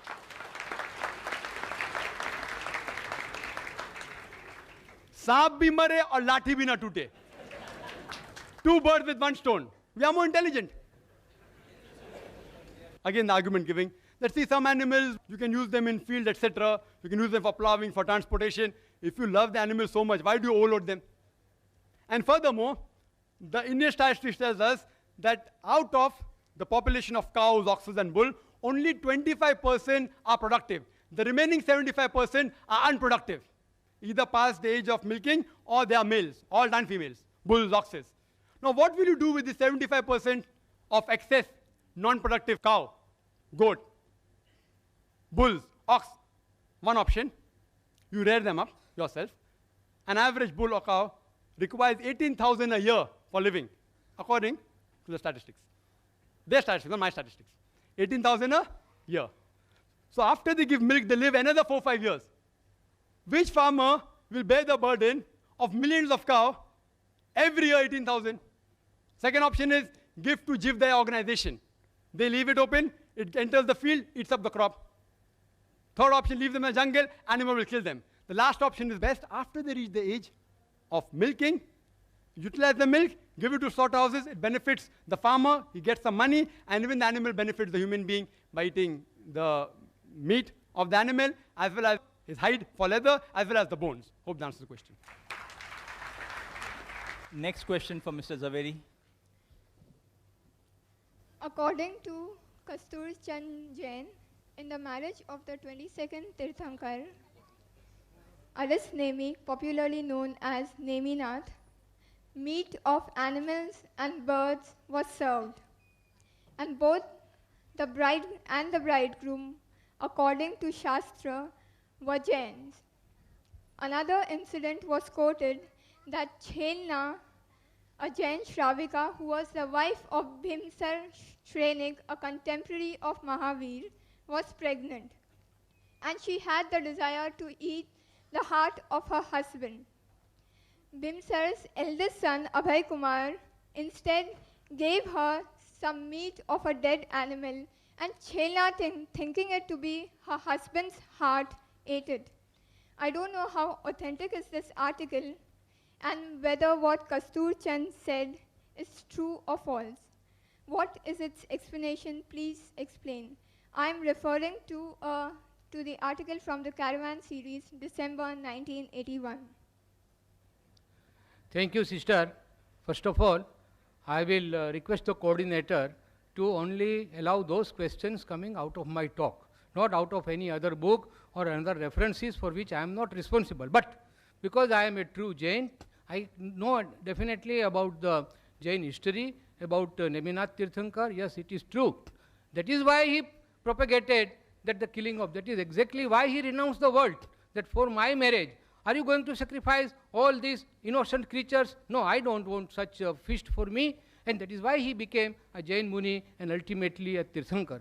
So that is why I can say that all Jain Tirthankaras have absolutely, in absolute terms, have prohibited non-veg food. Thank you. And please restrict your questions to my talk only, not because it seems, I don't know, it seems that these books were given in all good faith, that they should understand our viewpoint. It seems that they are all distributed to those people and they are now asked to ask questions. I don't think that is fair. You can ask me any question from my talk. I will be very happy to say sir, that. I would like and to I will request any question can be asked on the topic. The thing is there, whether it's in the talk or out I of the don't talk mind, of the that is okay. speakers, not necessarily the And book. another point I will tell Any question Mr. on the Coordinator topic, it should not be that Mr. Y.P. Trivedi and myself, we both have got other meetings, so we would like to conclude within 5 minutes. What I would suggest, see, the time given to both the speakers to speak was 50 minutes, then 15 minutes was for response, then we would have a question answer session for 50 minutes. If any of the speakers would like to forfeit the time of not carrying on with the question session, and if they have an emergency, I would excuse them, but I would continue the question answer session for 50 minutes, because that has what been the chart given to me. I have to execute it like I had been told. Dr. Zakir cannot in his talk or response speak on any other religion. Forcefully got him not to speak on it. I'm telling you, forcefully I had to convince him you cannot touch anything else. I got him convinced because that was the request, his respect. Now what both speakers have agreed to, I have followed that. Anything which both speakers don't agree, I've thrown it out. Let me be very clear. We have said 50 minutes, we'll allow 50 minutes, but if one speaker would like to leave early for any emergency or any requirement, a person has got a full free will and a choice. I would respect that requirement, but we'll continue question answer for 50 minutes. I've written down the time, 12:45. Close down at around 1:30. Right? So I think that is being very fair and clear on my part. The next question for Dr. Zakir. Assalamu alaikum, Zakir bhai. My name is Khan Abdul Sami, and my question to you is, food value charts are distributed by vegetarians showing that the proteins and iron content of vegetarian food is higher than non-veg food. And thus they say veg food is more nutritious than non-food. Your comments, please. Thank you. The brother asked a very good question. I would like to reply to the question posed by the learned speaker also. He doesn't know who distributed them. It is given in writing out here. It is given by Rishabh Foundation to IRF saying, we would be pleased to give you more such material in huge quantities if you like the same to be circulated among Muslim brothers in Mumbai. Free of charge, huh?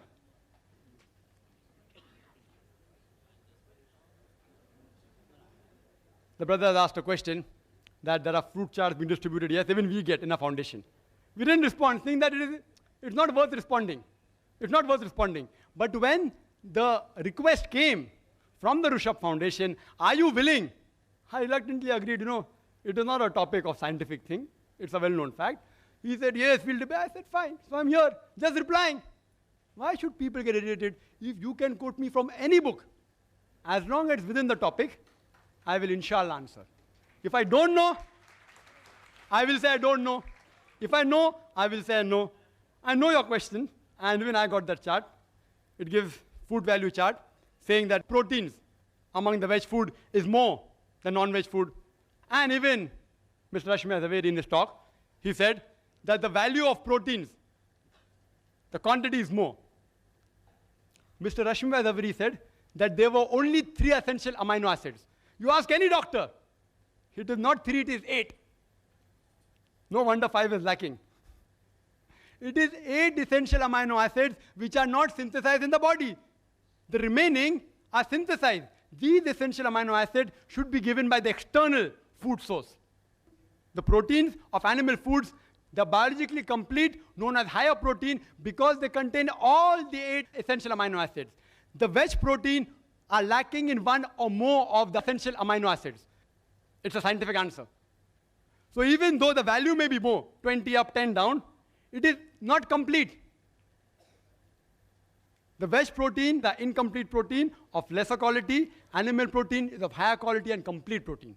Similarly, if you analyze, even the iron you get from the diet is of 2 types. One is heme iron, one is non-heme iron. Heme iron can be absorbed easily in the body. Non-heme iron cannot be absorbed easily.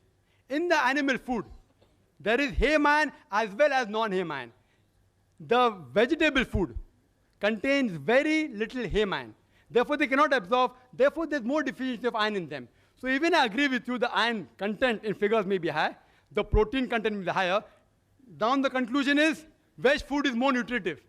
It's misleading the people. It's nothing but misleading.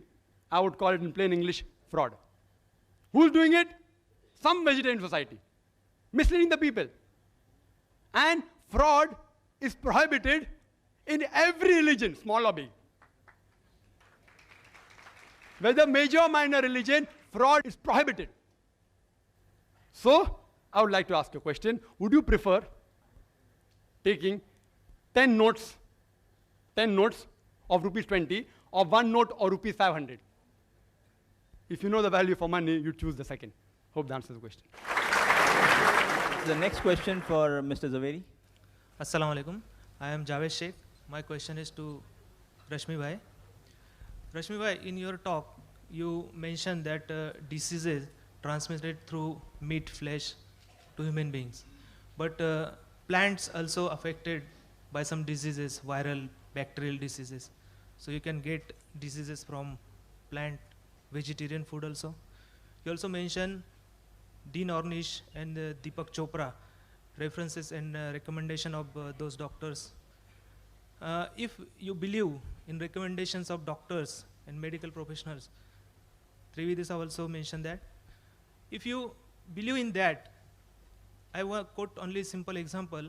When I was child, doctors, when I was suffering from fever, doctors were suggesting that don't take bath by cold water. But nowadays, they're telling, when I get fever, they're telling that please take bath by cold water only. See, so if you are believing in quotations, statistical data, and medical things, so please give statistical data. Dr. Zakir Naik mentioned survey of America regarding coronary heart disease. So do you have any statistical data regarding coronary heart disease in India, whether is affected to more susceptible to those who are having diet, vegetarian diet, or to non-vegetarian diet?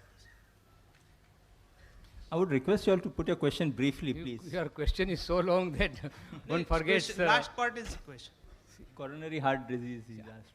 See, regarding coronary heart disease, yeah, plants also, if you consume the decayed plant food, I mean, the decayed fruits, definitely it will carry germs. The point here is that the animals that carry the germs, they are more dangerous and they are likely to carry more diseases than plant.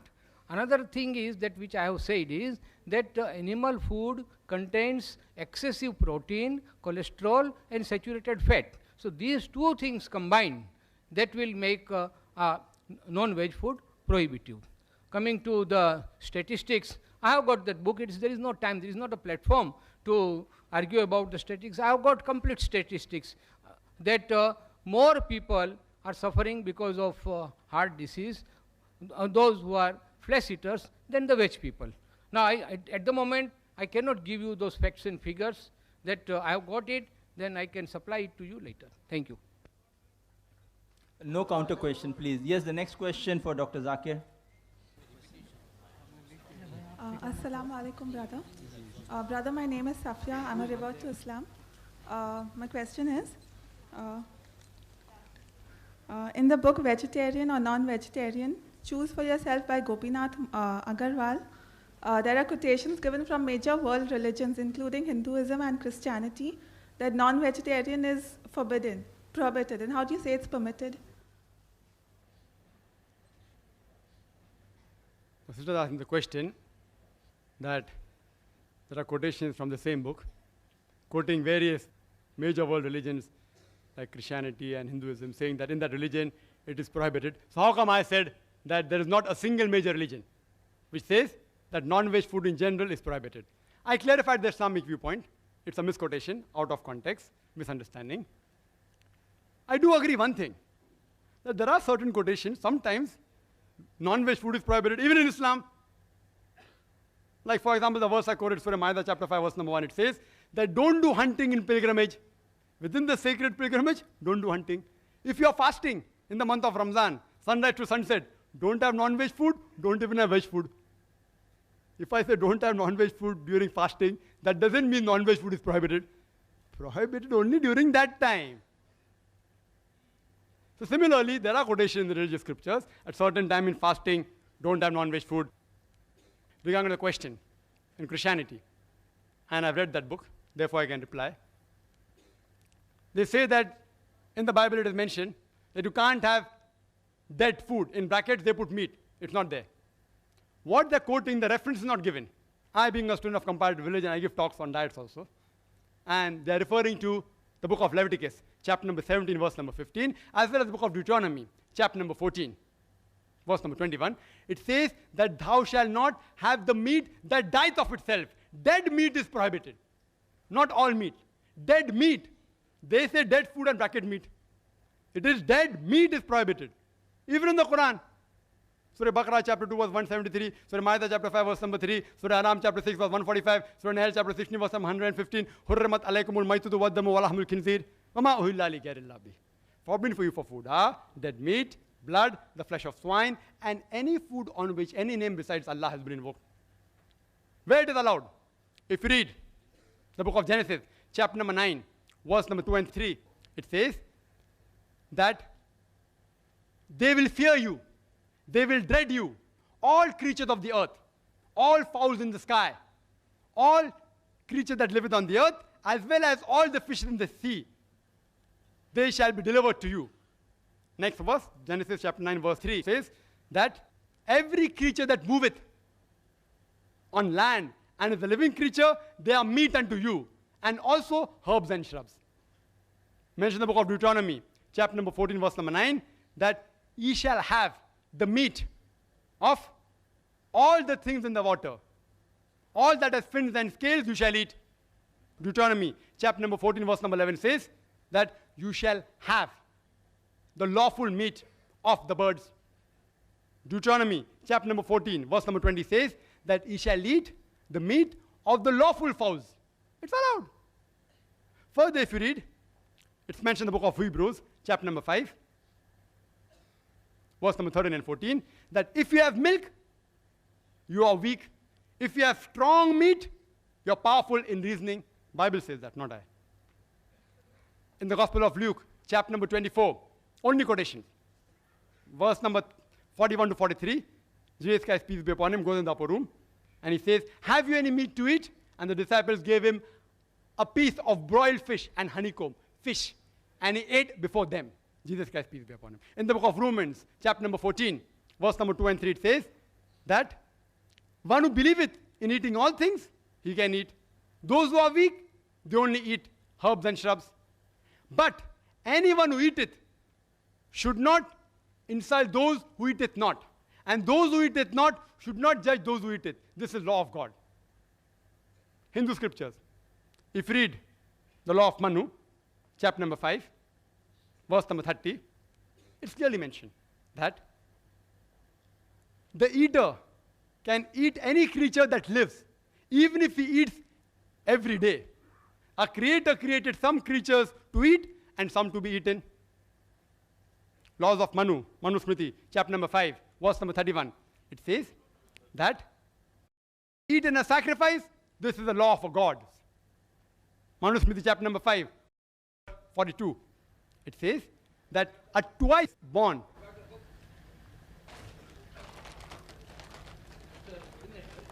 yes, brother.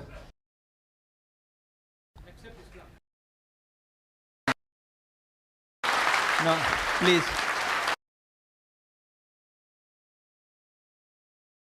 Please. I'm always prepared. I'm always prepared when I quote scriptures. Therefore, it's not on the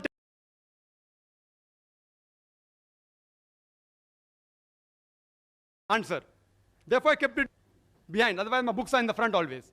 They're compelling me to reply, therefore I'm replying. It's within the rules of the debate. I haven't completed yet. I have to speak for 5 minutes. What?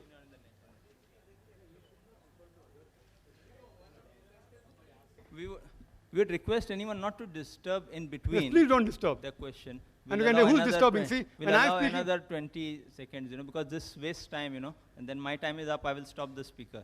No, but someone disturbs me, I should get more time. Okay, we give. Complete the answer in 30 seconds. It's further mentioned in the Manu Smriti, chapter number 5, verse number 35, you can have meat. In Rig Veda, book number 10, hymn number 16, verse number 10, you can have meat.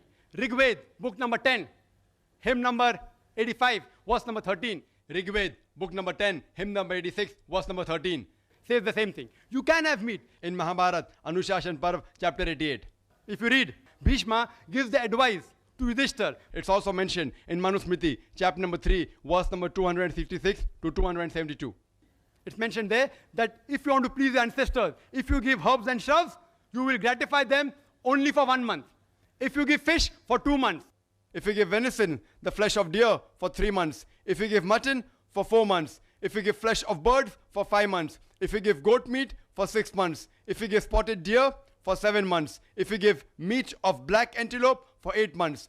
If you give cow, 1 full year. If you give bull, it is 12 years. And if you give rhinoceros and red meat of goat, forever, inexhaustible. So if you have to satisfy your ancestors, according to Rigved, you have to give more, you have to give red meat.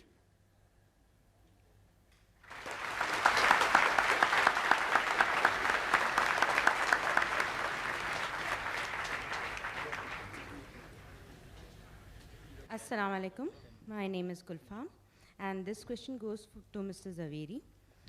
Sir, in your dialogue, you said, Jain Munis don't kill plants, they ask for alms. So is it that they force others to kill plants for them?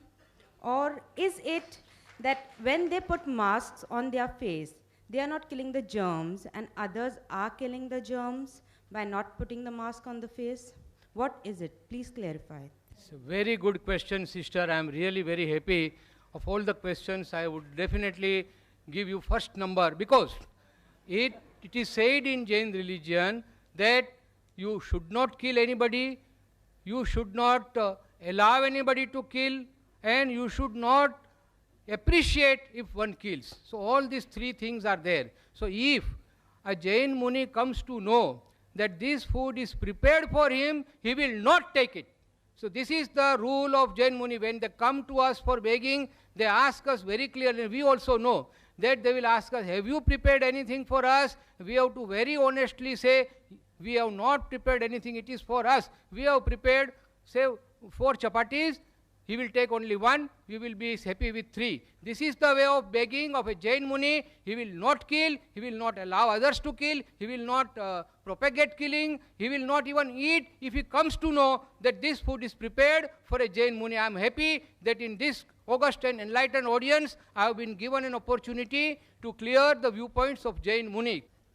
Thank you very much, and I will now request coordinator that Mr. Trivedi and myself, it is really going on so nicely that we would like to continue here for hours together, but I am sorry that time constraint is such. Last 2 questions, we'll allow 5 minutes are left.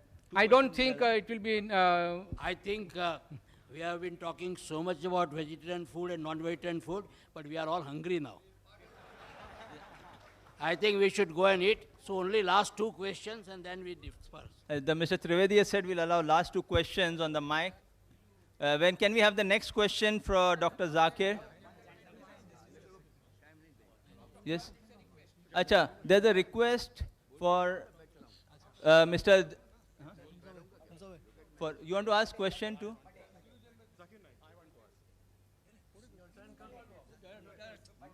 No, but they should have to follow. But I think you should have come up in the queue, you know. Huh? Assalamu alaikum. My question for Zakir Bhai is, are non-vegetarian food deficient in Achha, there is a request from the other speakers. What we will do, what I will do, see, but there's a request from the side, allow 1 or 2 people to ask questions to Dr. Zakir. What I would suggest, let the speakers, in the time they're available here, let the other 2 speakers ask question, then Mr. Trivedi and Mr. Zaveri can leave, then I will give the chance so that I'm not unfair to you also, both people, so that, no, I have told them they wanted to leave, so I have to give them an opportunity to leave. They wanted those 2 people to ask question, they can ask Dr. Zakir. Which are the 2 people, Mr. Zaveri? Mr. Bade and आप दोनों को chance दे देंगे. Then after that, we will carry on with the other 2 people will be given chance so that I'm not unfair to them. I hope the audience bears with me for another 10. Mr. Trivedi and Mr. Zaveri would like to leave after that. So let those 2 people ask question. Acha, we'll allow only, No. He is leaving, let us ask 2 questions to him and let him hear. Yes. Okay. Yes, let us also ask a question. Okay, let those two people ask question which Mr. Zaveri has requested. Mr. Bade, who's Mr. Bade? Acha, one Mr. Bade and that Rule hota hai. will not. Acha, and the other two, they two, acha, we'll allow them to ask two questions to To Dr. Hussain. Excuse me, Mr. Zaveri. Acha. Okay, now one question for, yes, one question he'll ask, one you'll ask, then I will allow Mr. Zaveri, after you all have finished your two questions, and one minute, after they finish their two questions, you finish your two, I'll allow them to leave, then the other two who have missed their chance will be given permission. Beyond that, those who are missing because of these two people will be given a chance. Beyond that, I will not allow. Please, we have to complete the program. Yes, sir. Assalamu alaikum. Short, brief and to the point. Dr. Saab. Sir? Dr. Saab. Brief. Kishori sir? Yes. Brief and to My the point. question is this. I went to see the picture, Khane Khuda. There was a session of 3 days. So people, Haji Sahab jo the, they were wearing sandalwoods. And then besides that, not eating any as a non-veg food. No haircut, nothing, a complete brahmachari or sannyasi. When the picture was over, I asked them, what is this? Those 3 days complete renunciation, sannyasi, brahmachari, what reply they gave? He said, खाने खुदा था. मैंने कहा, मुसलमान भाइयों, सारा संसार खाने खुदा नहीं है. वही खाना खुदा है. भाई क्या 3 दिन आप रखते हो? भाई साहब से क्वेश्चन जरा, भाई साहब हमारे चीफ गेस्ट को और हमारे स्पीकर्स को जानना. Please put forward your question. सारा संसार खाने खुदा है. Please reply to me that those 3 days they were offering as Khane Khuda. What about the whole world is Khane Khuda? Why the killing should not be stopped everywhere, especially in India? This is my question. So we will not allow that question. Sir, on the request of the chief guest and the speaker, will not allow that answer. May we have the... Mr. Rashmi Bhai Zaveri requested the person to ask a question out of turn. I am willing to answer. I am willing to answer. If chairman says no, then I will. I would love to answer if you allow me.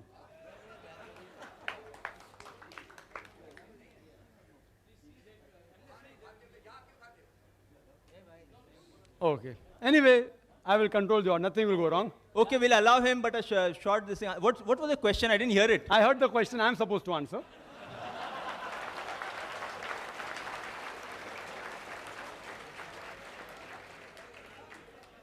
It's a very good question. Okay, now quickly and a quick answer, then we'll allow the other gentleman. It's a very good question.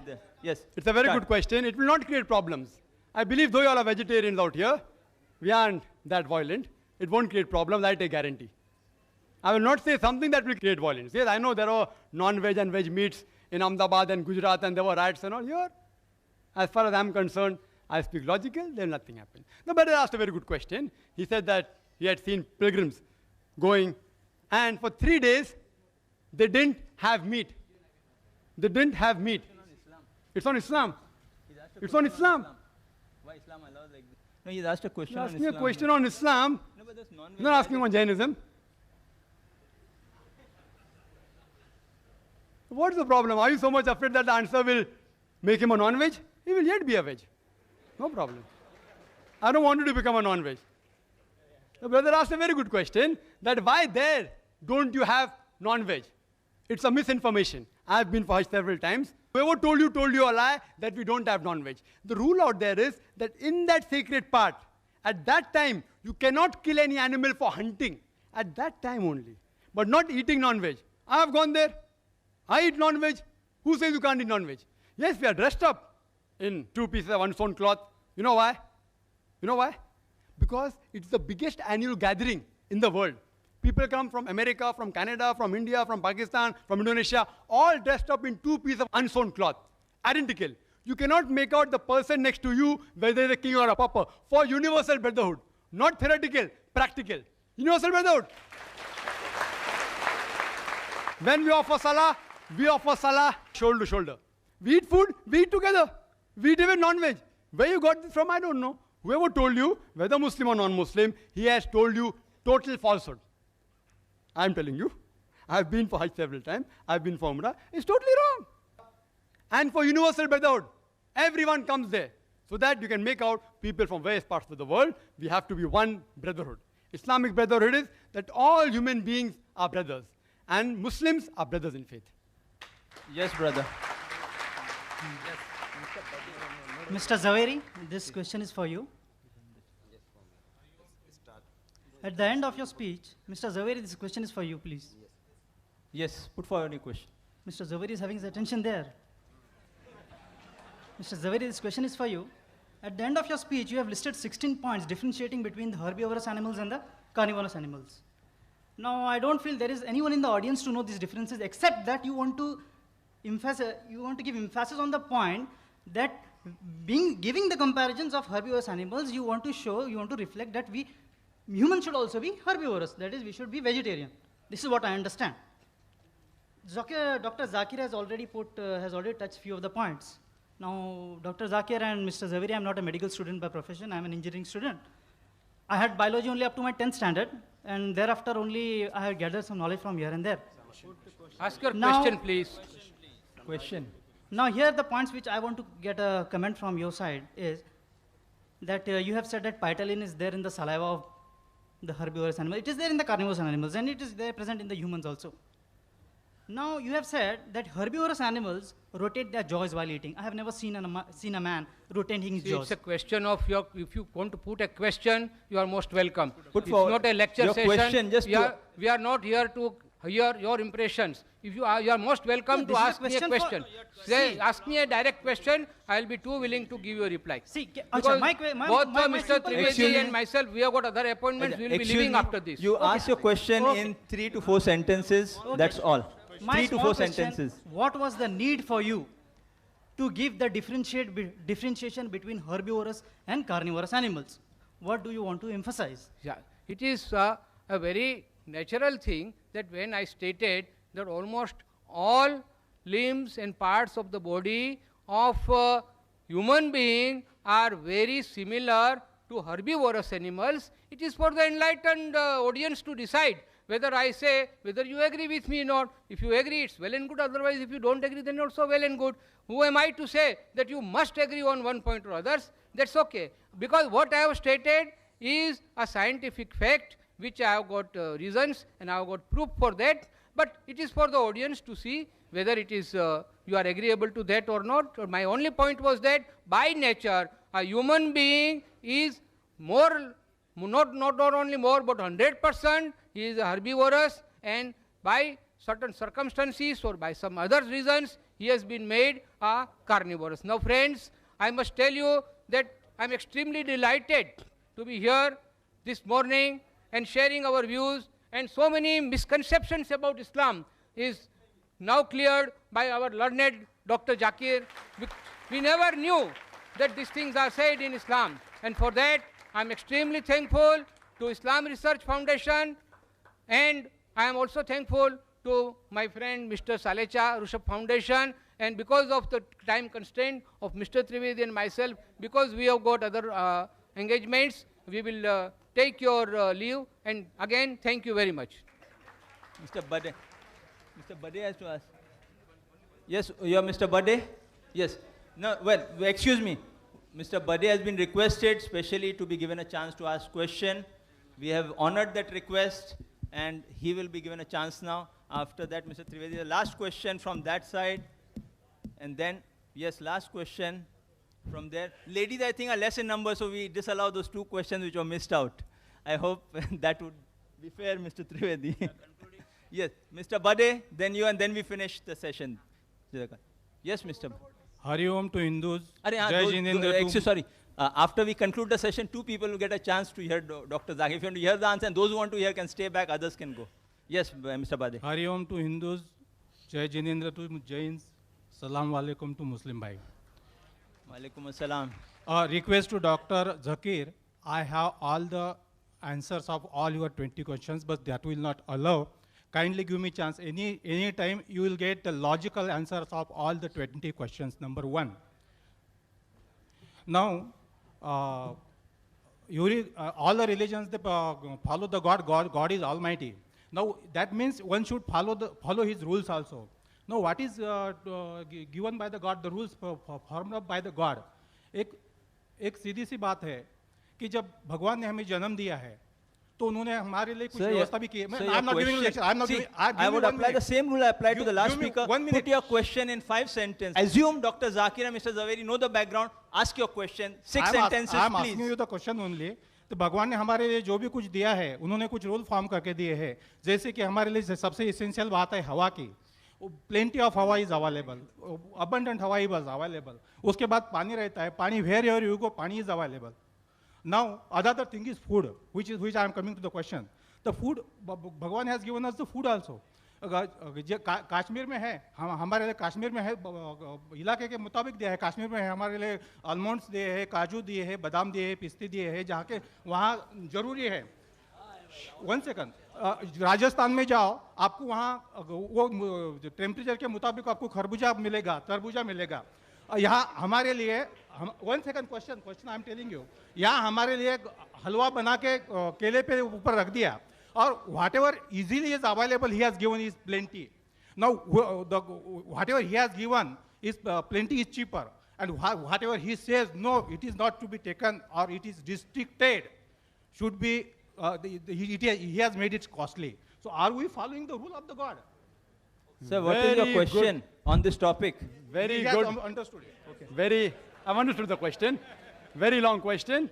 Very good question. See, I'm in the field. I can make out the question. I'm in the field. Regarding the first part, that you can answer all 20 points. I've got various students in this field. I'll ask one of my students to have a dialogue at IRF. If you want, anytime. Which date? Next Sunday. Next Sunday. Not me, my student. Next Sunday. I can answer to anybody. Next Sunday. Anybody. Next Sunday. Anybody. Okay, No. done. Next Sunday you're invited. What's your name? Brother, your name? Everything will be given. Mr. Bade will come to IRF at 10:30. Fine. 10:30 morning. Sunday. Same format here, and my student will debate. Anyone. Same topic.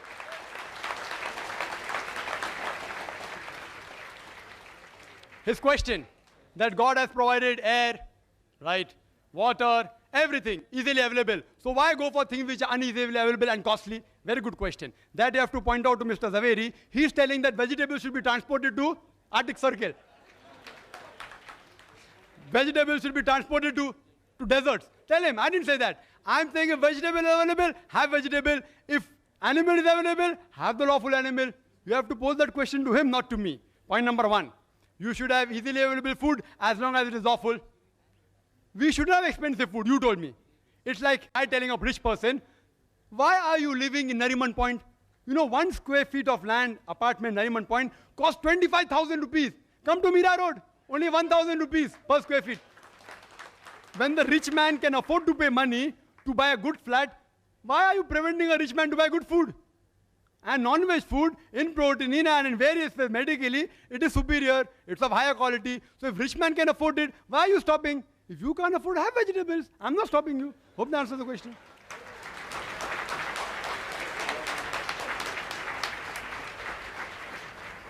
Thank you for your enthusiasm. We'll not allow that question. Mr. Zaveri said he would like to, he's exhausted, and we respect his views. He would like to leave, so we'll not allow that question, but we'll allow 2 people here who are to ask questions after Mr. Zaverian leave, because I've promised them. Just no. Yes, Mr. Dhanraj Sarlecha would propose a vote of thanks, after which those who would like to leave may leave, those who would like to hear those 2 questions and 2 answers may sit. One question from the ladies' side. It's not working. Hello. The meeting would be formally closed. Only 2 questions Hello. after the meeting would be allowed. Hello. Excuse me, this is one last question from the ladies. This is for Dr. Zakir. No, we'll allow the, no, after this, just 2 people and 1 from the ladies, no one else would be, 1, 2, 3, 4 questions. Yeah. Yeah. Hello. Excuse me, Mr. Tavedi is saying I should be strict. Now the thing is that I am being compassionate. I give chance to 2 people here. Now everyone is demanding a what we'll allow? Vote of thanks right away. Then 4 questions, 2 here, 1 there, 1 there. Then close. That's final. Yes, Mr. Dhanraj Salecha to propose a vote of thanks. Chief guest Sri Y.P. Trivedi, learned speakers of dialogue, distinguished guests, brothers and sisters. It's really my pleasant duty to offer vote of thanks on behalf of all the three organizations on whose behalf I thank Sri Y.P. Trivedi to spare his valuable time and grace this occasion as chief guest. I'm really thankful to both the speakers for their most interesting and informative discussion, and above all, I thank you all the participants for participating in the debate. Thank you.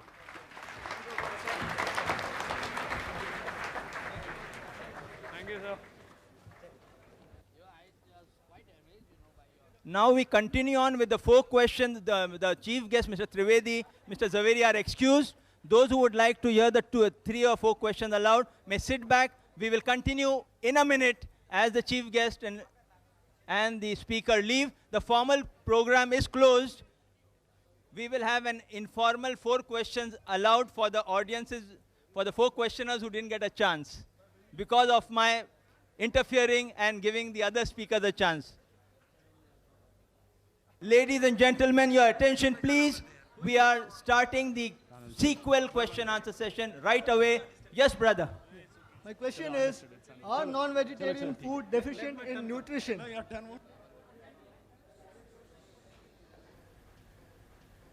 The brother asked a very good question. That are non-vegetarian food deficient in any nutrient? Yes, they are. It would be wrong on my part to say no. I'm not a fanatic non-vegetarian. It's deficient in carbohydrate, vitamin C, but this is easily available in vegetables. Non-vegetarian vegetables and fruits. They are rich in vitamin C. We can have fruits. But as a normal comparison, in nutritive value, if you analyze the non-veg food, as I mentioned earlier, it contains first-class proteins, high quality, and complete protein. Contains essential fatty acids, even iron. And one of the good foods is egg, which the speaker spoke so much against egg. The egg contains about 6 grams of protein, one large egg. The half of it is in the egg white, and the egg white is known as an ideal protein. Ideal protein means a protein by which other proteins are judged. It contains all the essential amino acids in the right quantity. Egg also contains riboflavin, iron, folate, vitamin B12, vitamin D, vitamin E. One of the few only foods which contains vitamin D is egg. Egg is given to people who are sick and are convalescing, who are improving from sickness. You know why? It's easily digested, contains all the requirement. Spoke so much about egg. It has little negative factors also. It's also called a nutrient-dense food because it contains all the essential nutrients in the right quantity without excess of any one particular substance and contains less calorie. Contains 70 calories only, one large egg. But there are many foods which contain essential amino acids which are not there in the veg food. In the veg food, what we have to do, if we require all the nutrients, a person can be a veg and get the nutrients. How? By selecting the particular diet. By selecting the vegetable he's eating. If this vegetable is deficient in one amino acid, have the other vegetable which has it.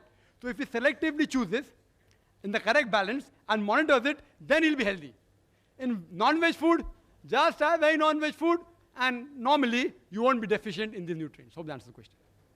Yes, brother. My name is Babubhai Javeri.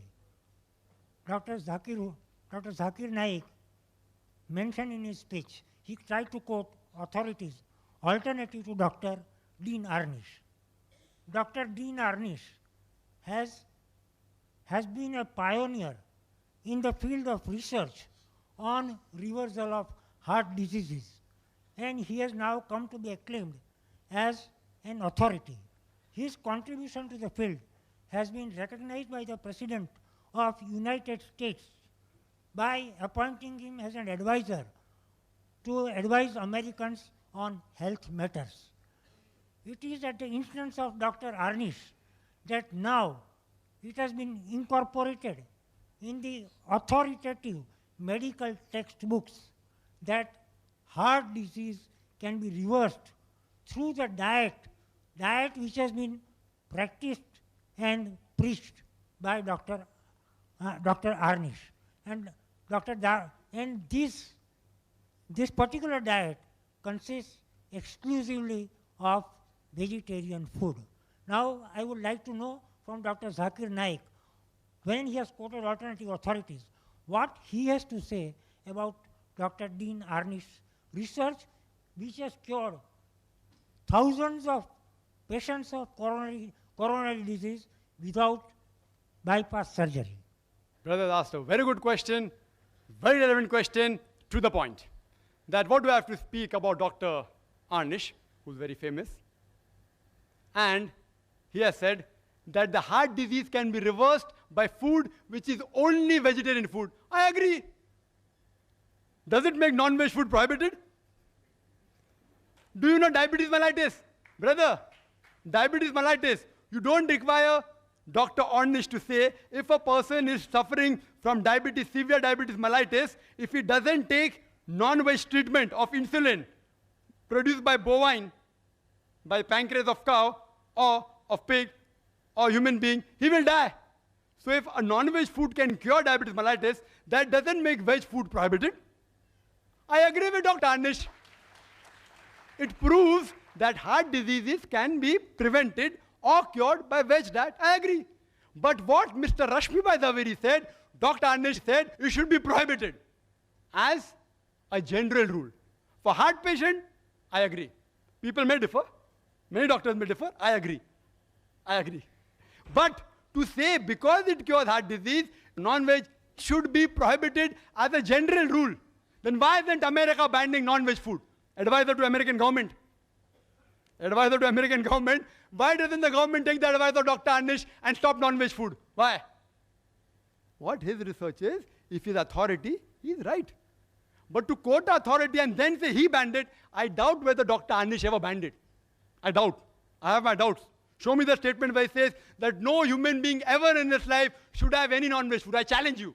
I challenge you. He may say heart patients. There are other authorities I quoted. Dr. William T. Jarvis, Dr. K. Jerry, several. But I am more pragmatic. I agree with him. It's helpful in curing heart disease, not as a general rule. Hope that answers the question. I'm very clear. Yes, sister. This is regarding, since Dr. Zakir is a scientist and a doctor himself, so I would like him to enlighten me on the 15 years of clinical trial on... I didn't get the question, sir. Can you repeat the question? 15 years of clinical trial at the National Cancer Research Institute at Maryland in USA on this red meat. Red meat causes cancer and all those things. Is it possible for him to enlighten me on this? Thank you. It's a very good question. The sister said out of 15 years of research in some cancer hospital. Research, again, not fact. There's a difference between research and fact. But I agree with that research also. I've read that research. Whether from cancer hospital or which hospital which she's referring to, I've read several research, that it does cause cancer of the colon. Excessive eating of non-veg causes cancer of colon if it doesn't contain diet rich in fiber. If the diet is rich in fiber, however much meat you have, it will not cause cancer. If it's combined with excessive eating of non-veg and lack of fibrous diet. You know, veg food you eat, it can't be digested because the cellulose can't be digested, it remains as fibers, which helps in the motility. Excessive eating of non-veg with not eating fibrous diet causes cancer of colon. But if you have the proper combination, everyone having red meat doesn't have cancer. Excessive eating, Quran says it is haram. So they are going against the Quran, they are bound to get diseased. That doesn't mean non-veg should be prohibited, it should be said excessive eating of non-veg should be prohibited. Hope that answers the question. Wa akhiru da'wana alhamdulillah rabbil alamin. Thank you very much. Jazakallah khairan.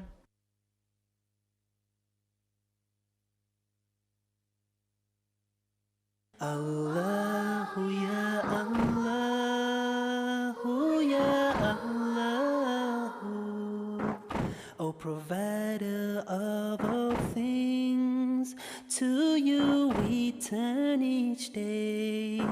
O merciful creator, only to you we pray. Allahu ya Allah.